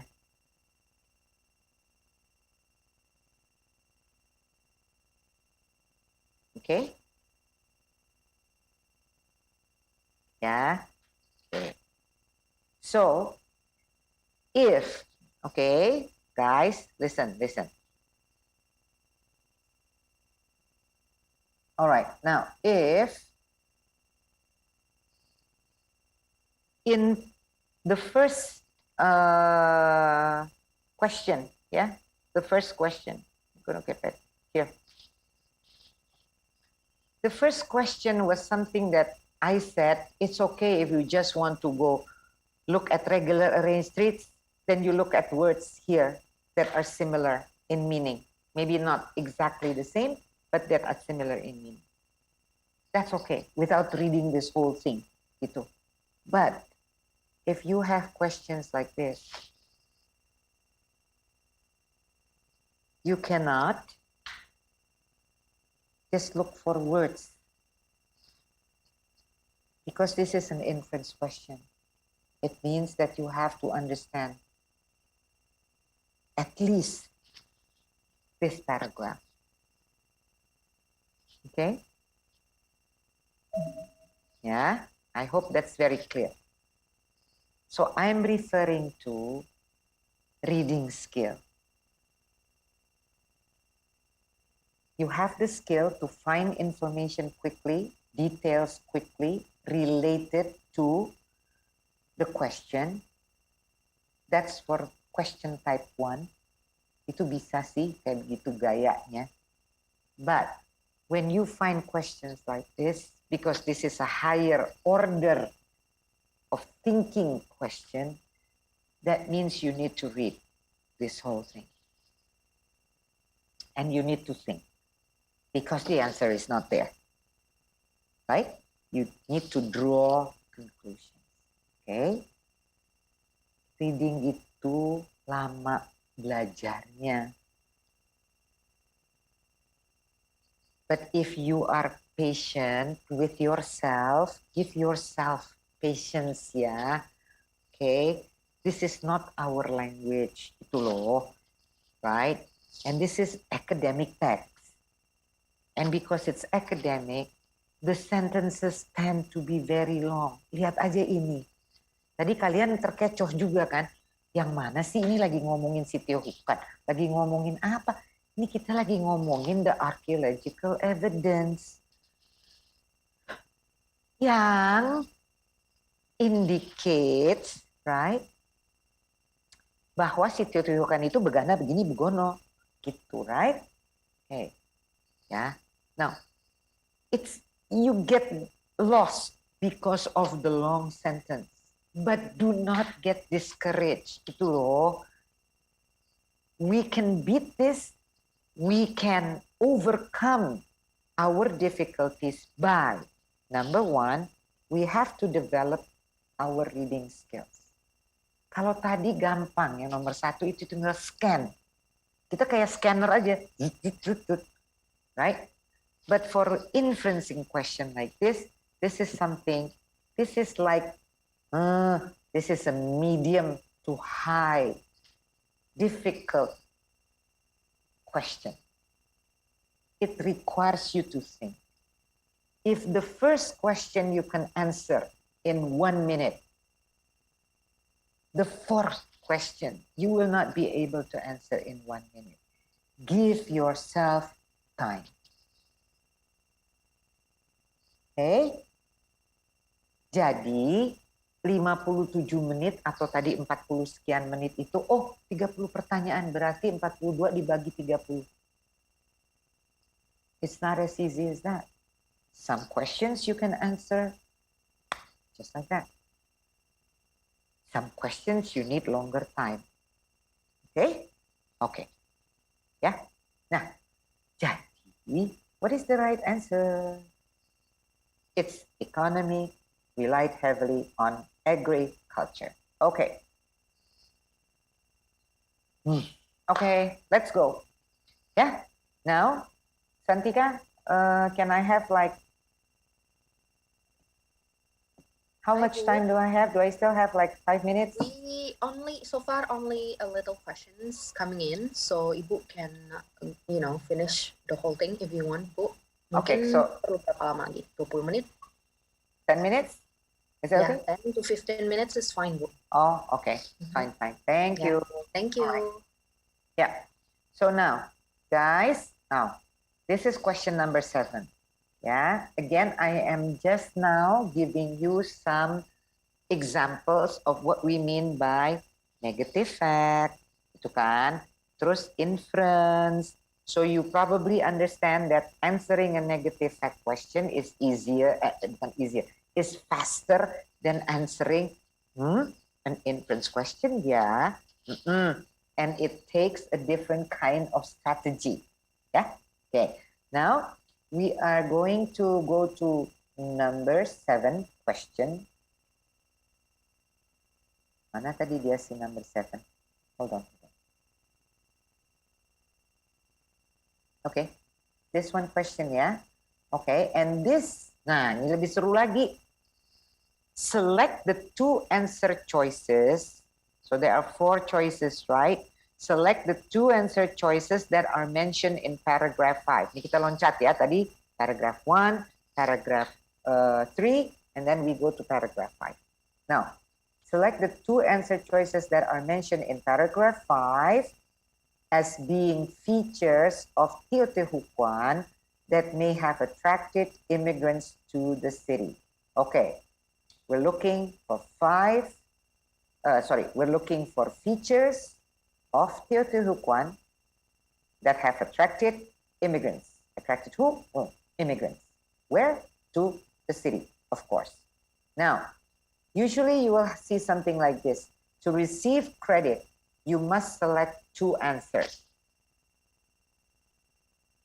Two correct answers equals 1 point, and one correct answer, of course, is 0. It is very clearly stated here. To receive credit, you must select two answers. Ya, oke. So, nah kalau kayak begini, balik lagi, bisa nggak ya gaya like the first question? Bisa nggak? What do you think? Can you give me an answer here? Not the answer, give me. Okay, so that means you have to read, right? Yeah, you have to read the whole paragraph and understand the whole paragraph. Okay, so let's understand the whole paragraph first. Sabar, mari kita lihat paragrafnya. Long distance trade in obsidian.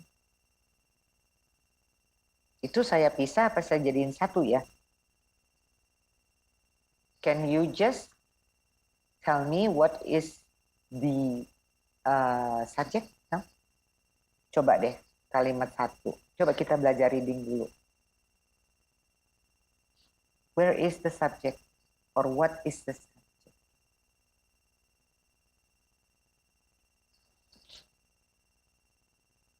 Is the whole okay. You need to complete the complete subject. All right. Long distance trade. Cuman long distance trade aja ya. Coba deh, kamu lihat dulu verbnya mana verb. Atau it's easier for you to spot the verb. Spot the verb. Verbnya mana verb? Where's the verb? Give. Okay. Guys, itu verbnya. Give ya. Berarti words before the verb itu mana? What are the words before the verb? Long distance trade in obsidian. That is the subject. Okay? The subject in academic text gets longer and longer. Gitu loh. Nemuin subjeknya aja kadang-kadang. Right? That's a typical academic text. Ya. Yeah? Okay. Dah ya. Everybody clear. Long distance trade in obsidian. Okay. Nah. Gave is the verb. Kan subject plus verb. Itu kan. Ada tuh nyelip. Again, just like tadi clearly gitu ya. So this is the adverb that has an effect on the verb. Dah, dan. Nah, probably give siapa? Give apa? You need the object, right? The complement nih. Perlu kan? Give ke siapa? Give apa? Can you tell me?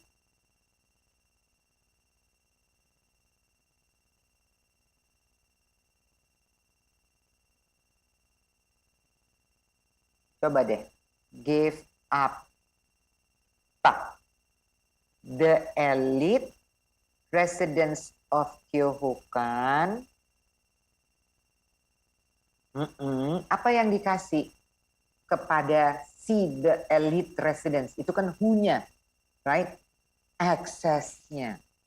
Jadi, gave the elite residents of Teotihuacan access.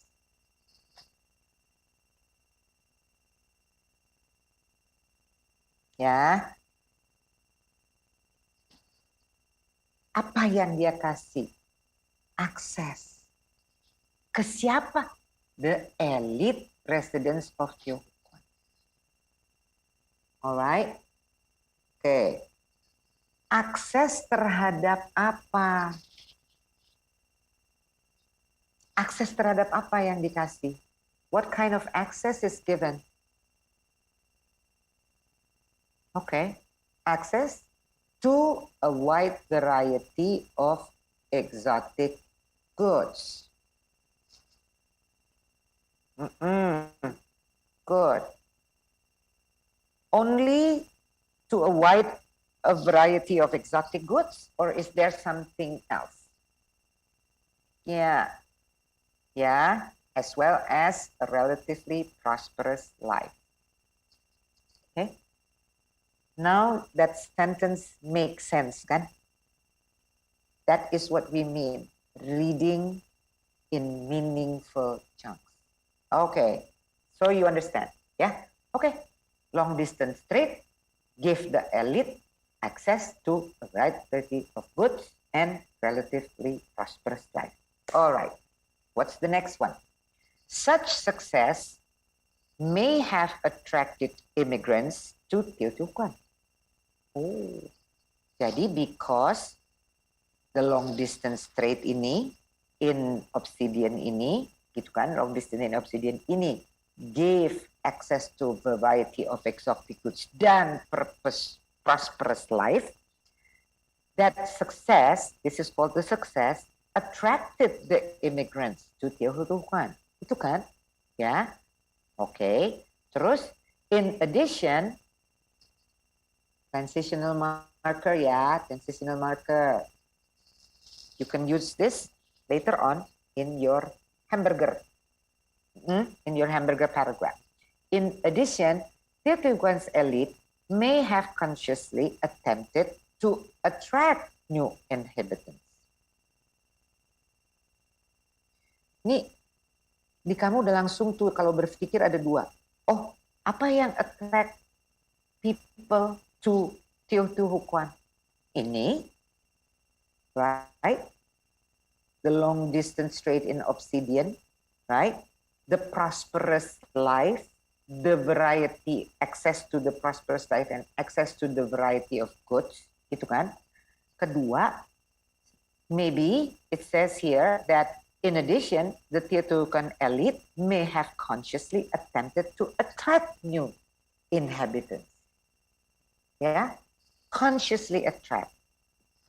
Second possibility, why people are attracted to Teotihuacan. Okay, and then it is also probable.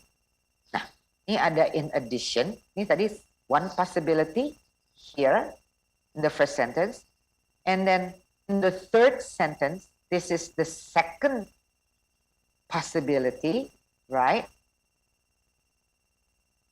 And in the third, in the fourth sentence, it is also probable some, as early as blah, blah, blah, Teotihuacan may have achieved some religious significance in its shrine or shrines, yeah, and its shrine may have served as additional population magnet. Remember, this paragraph then is talking about what attracts people to Teotihuacan. Ada beberapa teori, right? The third one is because of the because of the religious shrines. Finally, the growing population was probably fed by increasing the number and size of irrigated fields. Dikasih irigasi nih. Ya. Oke. Jadi kembali ke pertanyaannya, I need you to understand that first. Understand. Kamu boleh lihat pertanyaannya dulu, tapi coba deh understand dulu ini. And then go here. Are we talking about the prosperity of the elite yang attract people to come? Plenty of available housing. Ayo, sekarang kita eliminasi. Tadi ada beberapa probabilities, right? Possibilities, right? Is one of the possibility, plenty of available housing. I'm asking you to cross out, to eliminate first. Can you please eliminate first? Mana yang akan dieliminasi? Can you please write it down in your chat box, those of you who wants to participate? B. Okay. B, it's not there. Is it opportunities for well-paid agricultural employment? No. So that's how you answer, yeah. Question, read, understand dulu, and then go to the option and then do the elimination. Okay. Okay, but you have to A and C. Okay. Clear? Yeah. Thank you. Okay, so I think I'm going to stop here, Santika, and I will, as usual, this will be for next week, ya. Wrap up-nya, Bu. Wrap up-nya? Seperti biasa yang ada gambar army-nya. Oh iya, makanya. Oke, wrap up-nya. Because we have a lot still to, this is the fun part, yeah, of the reading now. Okay. Okay, so that will be next week, ya, Bu? That will be next week, yeah. And I will talk more about, again, I will talk and always emphasize to you, to all of us here, that the skills is as important as the strategy. Because if you just understand the strategy, right? Tadi kan strateginya saya kasih tuh. Read the question, okay, and then look for the answer, read. Jadi each question type has different strategy. There is no one strategy for all question type. Each question type has different strategies, right? So for number 1, tadi gampang tuh strateginya, karena all you have to do is, actually, itu malah terbalik dengan yang terakhir.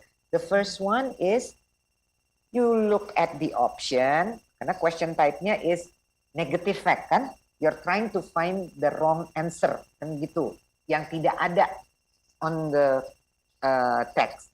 And so, you look at the, you look at the option, and then you try to find synonyms or similar words, right, in the text. Meaning, Santika, without even reading and understanding that particular paragraph, you can do it. Right? Strategi itu mungkin. Tapi, for questions like making inferences, for questions like tadi, yeah, which is, what was the question again? The one that I showed you, you have to pick 2, which is correct. Itu kan? Itu kan nggak bisa. Nggak bisa kamu attack-nya gaya yang seperti number 1.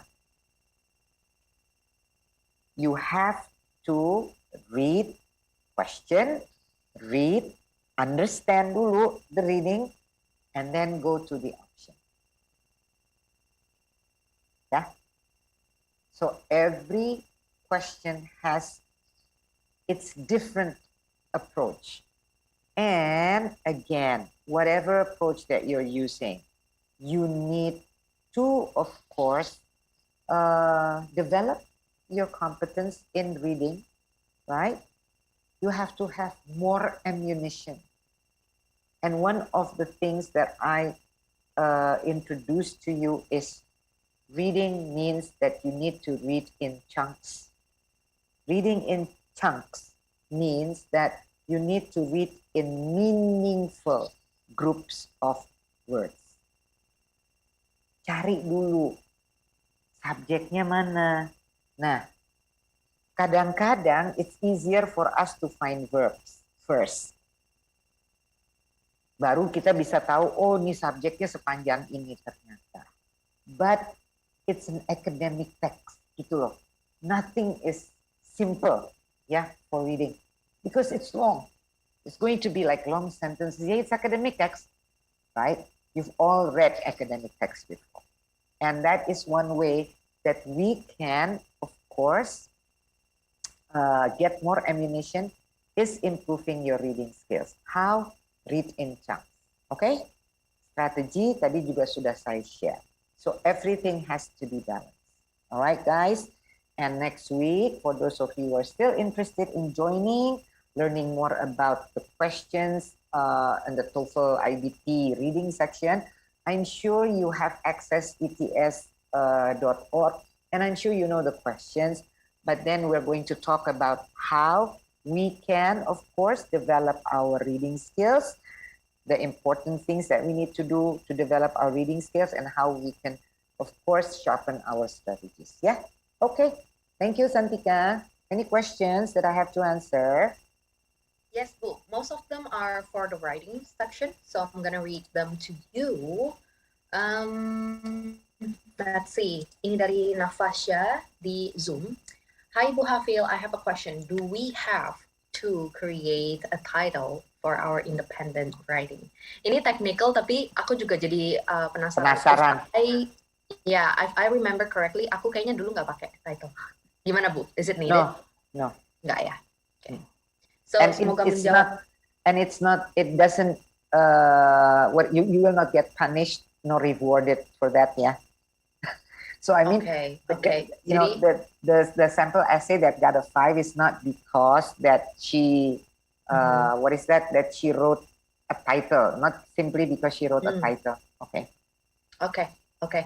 Ya, dan kalau dipikir-pikir sebenarnya agak enggak ini juga sih, enggak terlalu important juga kan. Yeah. The rubric doesn't even include that you have a title or anything like that. So jadi kayak kata Ibu Hafil, kalau pakai boleh, nggak pakai juga boleh, but you will not be rewarded nor punished, which is a good phrase there.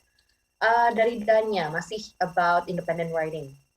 I would like to ask whether we have to be either pro or con of the prompts, or whether we are allowed to have a non-absolute answer in the independent writing task. I think that has been answered. Okay. When I gave the example, everyone, please remember when I gave the example of always telling the truth is the most important apa in any relationship. Remember? Yeah. And some writers will agree, okay, because of the idea of the perspective that lies beget more lies, gitu kan? Jadi kalau if you've lied once, it's like you're going. There is a tendency it will make you lie more and more. Okay. Now, berarti you disagree. You agree with that 100%. So you make an essay based on the perspective that you agree. But then there is also the other side of the story, because you're more into no, I don't think that all lies are bad. Right? There are also good lies, and you focus more on the good lies. So that's why you disagree that it is always the most important loh di situ, right? Now, but there are siapa tadi yang tanya? Who's asking? Santika? Danya. Danya was asking, dan kalau saya mau dua-duanya gimana? Agree kalau begini, disagree kalau begitu. Fine, it's okay. Tadi kan? Dan caranya tadi tahu kan ya? Jadi agree kalau begini ada di paragraf 1, gitu kan, di the one paragraph. I disagree kalau begini ada the other paragraph. Okay? Dania, I hope that answers your question. Alright, thank you Bu. And moving to the next question, ini dari Lutfi. What are the most common pitfalls that reviewers observe in applicant's essay? Mungkin Ibu if you're not writer ya Bu, mungkin ini nggak terlalu Ibu bisa jawab, tapi kayak what do you think aja sih Bu, kayak menurut Ibu ya. Jadi kayak pitfall that reviewers observe in applicants essay, especially when the applicants atau kita test takernya udah optimistic banget nih, essay gue udah bagus banget nih, tapi when that they wrote an excellent essay, but usually fall short in certain aspect. Jadi most of the time kita ngerasa nih dan nulis bagus banget, tapi ternyata ada kekurangan di mata rater. Itu tuh biasanya di mana Bu? Well, I'm not a rater, I'm not an ETS rater, but based on my experience, based on my experience, if I have students with writing, number one is sentence ya, grammar, karena you are writing loh. Oke, grammar ya Bu. Jadi grammar itu kalau dari my personal experience, kita tuh harus banyak baca, harus banyak kayak listening to people talk in English, and if it helps nonton shows yang emang mainly ngomongnya bahasa Inggris. Kalau kalian nggak pede langsung listening nggak pakai subtitle, aku biasa pakai subtitle dulu, and then kalau aku suka banget, then I rewatch it without the subtitle. That way you will learn kayak both, kayak reading, listening, and of course kayak speaking if you praktek ya habis itu ya gitu. Jadi that's from me sih. Ya Bu, gimana Bu? Tambahan? Yeah, that's right. So that's why reading and writing is like, it's like the different sides of the coin ya. Yes. Okay. And that's why it's a holistic scoring juga kan. Kan nggak bisa hanya dilihat grammarnya, tapi kan dilihat semuanya. Tapi kadang when you make your sentences, that's why I make I emphasize a lot when you read, baca deh, lihat deh sentence itu. Oke. Kadang-kadang nanti ya udah itu next week ya. I'll show you. Kadang-kadang anak-anak tuh seringnya gini loh, nanti dia bilang he, tiba-tiba ntar panjang sentence-nya, tapi toto si he-nya jadi she atau she-nya jadi they, terus saya jadi bingung. Lupa, yang baca tuh ya baca bingung. Jadi I usually say like, ini kayak saya lagi naik sepeda sama kamu gitu kan, terus saya dikasih jalan, itu jalannya mestinya lurus ya, tapi tiba-tiba loh kok ada nabrak pohon ke kiri, kejebur got dulu ke kanan, jadi gimana sih? Ya ngerti Bu, karena itu that's also the problem when we write ya, kadang kita tuh lupa kita nulis apa sih gitu kalau udah panjang ya, makanya kenapa tes-tes kayak gini tuh udah tau lah fokus poinnya mereka tuh perlu berapa words aja. Jadi percuma kan waktu itu kita bahas Bu, kayak kalau dia mau nulis panjang apa ya nggak apa-apa, cuman if you have the time and if you have a good content about it gitu, dan ya jadinya gitu blur. Maksudnya juga ya. Kadang-kadang saya juga gini, bukan berarti kamu harus bikin kalimat yang kompleks tapi terus panjang-panjang gitu kan ya. I know gitu deh, I know the tricksnya anak-anak. Maksud saya suka gini, ya mem soalnya masih kurang banyak, masih kurang 20 kata, jadi ditambahin. Tapi gara-gara ditambahin, you lost focus loh. Yes. Yang lost bukan yang baca, yang nulis lost. Jadi can you imagine the guide is lost. Yes. Reader itu kan kayak kalau misalnya kita on a tour, the reader is the one who is following you ya. You're the one who is instructing me to read this, to understand this, right? Gitu. Nah, tapi kalau instrukturnya sendiri terus hilang, ya kita ikut hilang dong. Iya. Ngerti Bu. Kita nyasar juga. Loh, gitu. I'll show you some of the works, okay? When some of my students write, gitu. Coba deh lihat. Okay. That will help sih Bu. Sebenarnya kadang aku ngerasa a lot of people need to see an example, kayak yang benar gimana, yang salah gimana. Tapi itu juga kalian harus ngerti it's an example ya. Jadi bukan berarti kalau example-nya nanti ditunjukin Bu Hafil atau ditunjukin aku misalnya presentasi, ini loh yang kayak gini essay. Jadi bukan berarti kalian harus ikutin, what the person wrote yang menurut kita oke gitu ya. So you have to go back, ini soalnya apa, pertanyaannya apa, dan kalau kita nulis essay buat US admission essay itu kan personal statement of purpose. Jadi sebetulnya kayaknya si Santika deh yang bisa kasih juga banyak informasi. Soalnya kalau ya kan, because kalau yang admission itu kan it's content. Yes, konten banget. Konten banget. Sebetulnya itu. Jadi I think Santika is the one as an advisor, Santika will be the one who can. And I think at America with Education USA, you also have sessions, right? On how to write your personal statement dan lain-lain ya. Itu kan ada. Konten sebetulnya di that will be coming up karena aku harus nge-refresh the content of the presentation and it will take me a while karena kita masih we have a new advisor in training, so that's why I need to make a good schedule to update everything and present to you guys. So hopefully next month kita bakal bisa bikin yang essay writing session lagi ya. Stay tuned. And this also connects, Bu, to the question from Pinurba, in Zoom. Why is there described as not I have had breakfast? The link yang tadi Ibu show, yang writing itu, Bu, yang di, let's say, the Writing Center in University of North Carolina at Chapel Hill website, itu tuh sebenarnya Pinurba ini tuh sebenarnya menjelaskan cara penggunaan in contrast.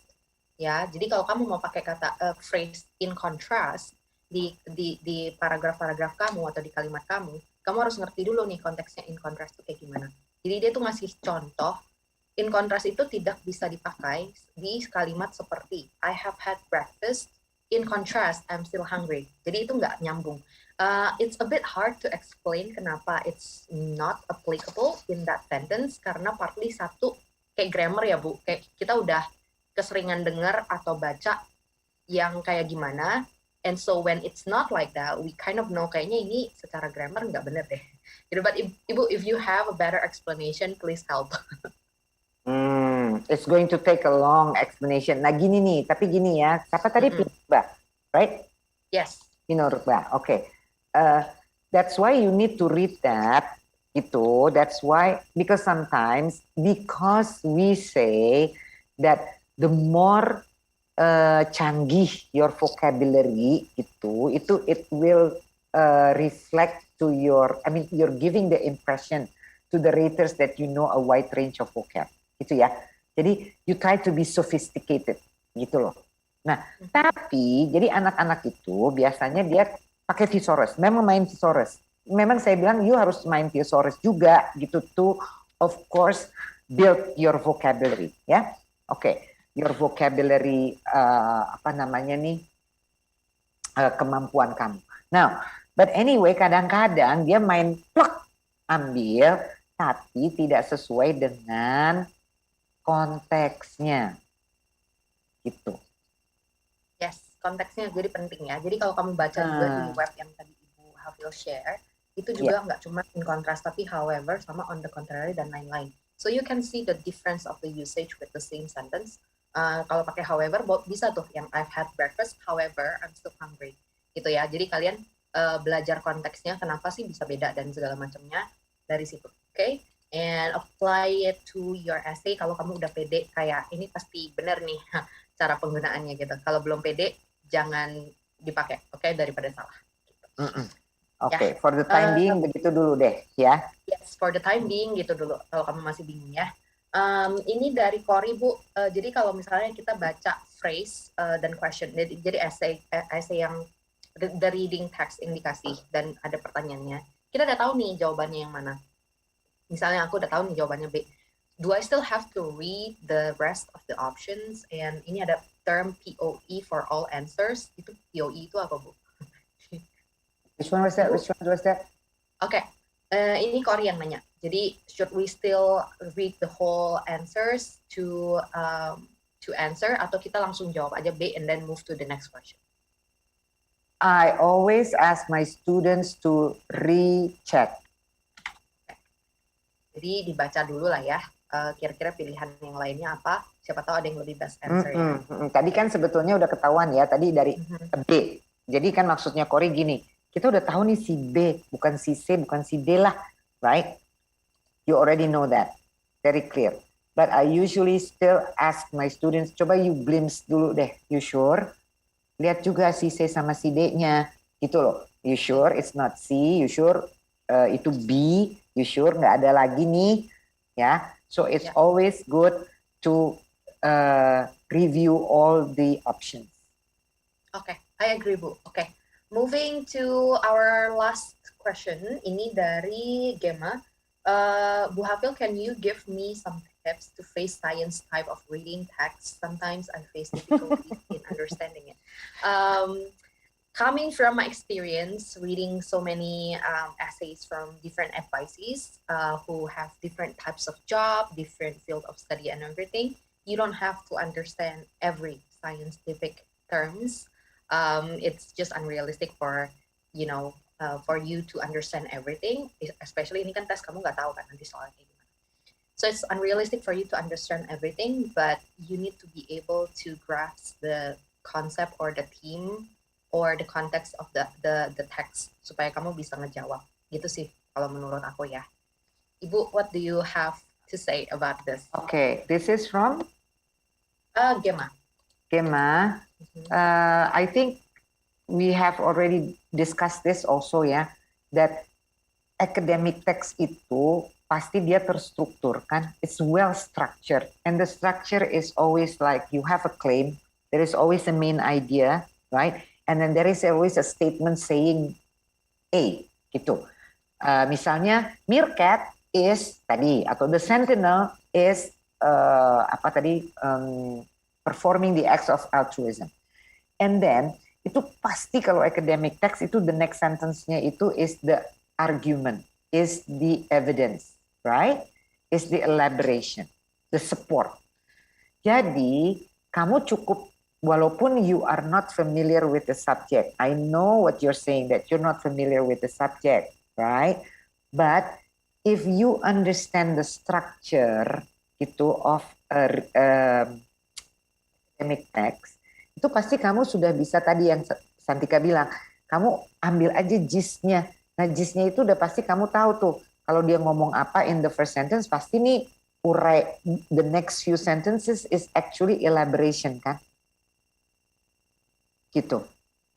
Struktur dari academic text atau science itu ya seperti itu. Ini very scientific kan, memang academic text is scientific. And kalau kita bicara scientific, we're talking about claim, we're talking about evidence, right? Yes. Ya. Oke, jadi itu dulu struktur gedenya itu. Nah, pasti nanti ada deh, ini mengenai apa ya, nggak nyambung. It doesn't, I mean, it's really like beyond your comfort zone, right? But just try itu, makanya harus bacanya jadi harus lebih detail dan lebih teliti. That's why I said you cannot really, divide the number of minutes that you're given with the number of questions. There will be harder reading passages, bukan harder sebetulnya, harder for us because we are not familiar with the topic, right? Okay. But actually the questions, Santika, juga nggak ada hubungannya sama kita understand the topic or not. Gitu. Oke. Oke. Right. So I hope that answers your question. Jadi pertanyaannya itu biasa bukan tentang ngetes kamu nih, kamu tahu nggak nih scientific term ini, jadi nggak kayak gitu ya Bu. So you don't have to worry about that part. Dan kalau if it helps you, aku biasanya kalau aku baca sesuatu yang aku nggak ngerti, misalnya dia ngomongin nih scientific term A, terus kayak bla bla bla, dan aku kan nggak terlalu ngerti kan, so I usually put a mark di situ, just in case nanti kalau pertanyaan berikutnya itu nanyain sesuatu yang ada term itu, nah ya aku langsung go to that part yang aku kayaknya kurang ngerti, jadi aku udah langsung know where to find it, karena aku nggak ngerti, at least I need to know how to find it very quickly kalau di tes, gitu aja sih. I hope that helps. Alright, so we are closing the Q&A today. Thank you everyone for coming. I realize there are 200 or more of you in the Zoom, and that shows how dedicated you guys are, and keep that up. Kita masih ada sesi 4, 5, dan 6. So if you guys are here the first time today, then you can still get a chance or opportunity to win the TOEFL iBT voucher by dedicating for the rest of this series ya, karena minimal 4 kali. Jadi kalau 3, 4, 5, 6 masih dapat kalau kamu bisa attend semuanya dan fulfill the TNC. Dan baca di website TNC-nya apa, di tiap event page dan details itu udah ada. Okay? Alright. So that's all from me today, and Bu Hafil, thank you so much. I'll see you guys next week, same day, same time. And I'm going to give it back to our At America team. Thank you all. Bye.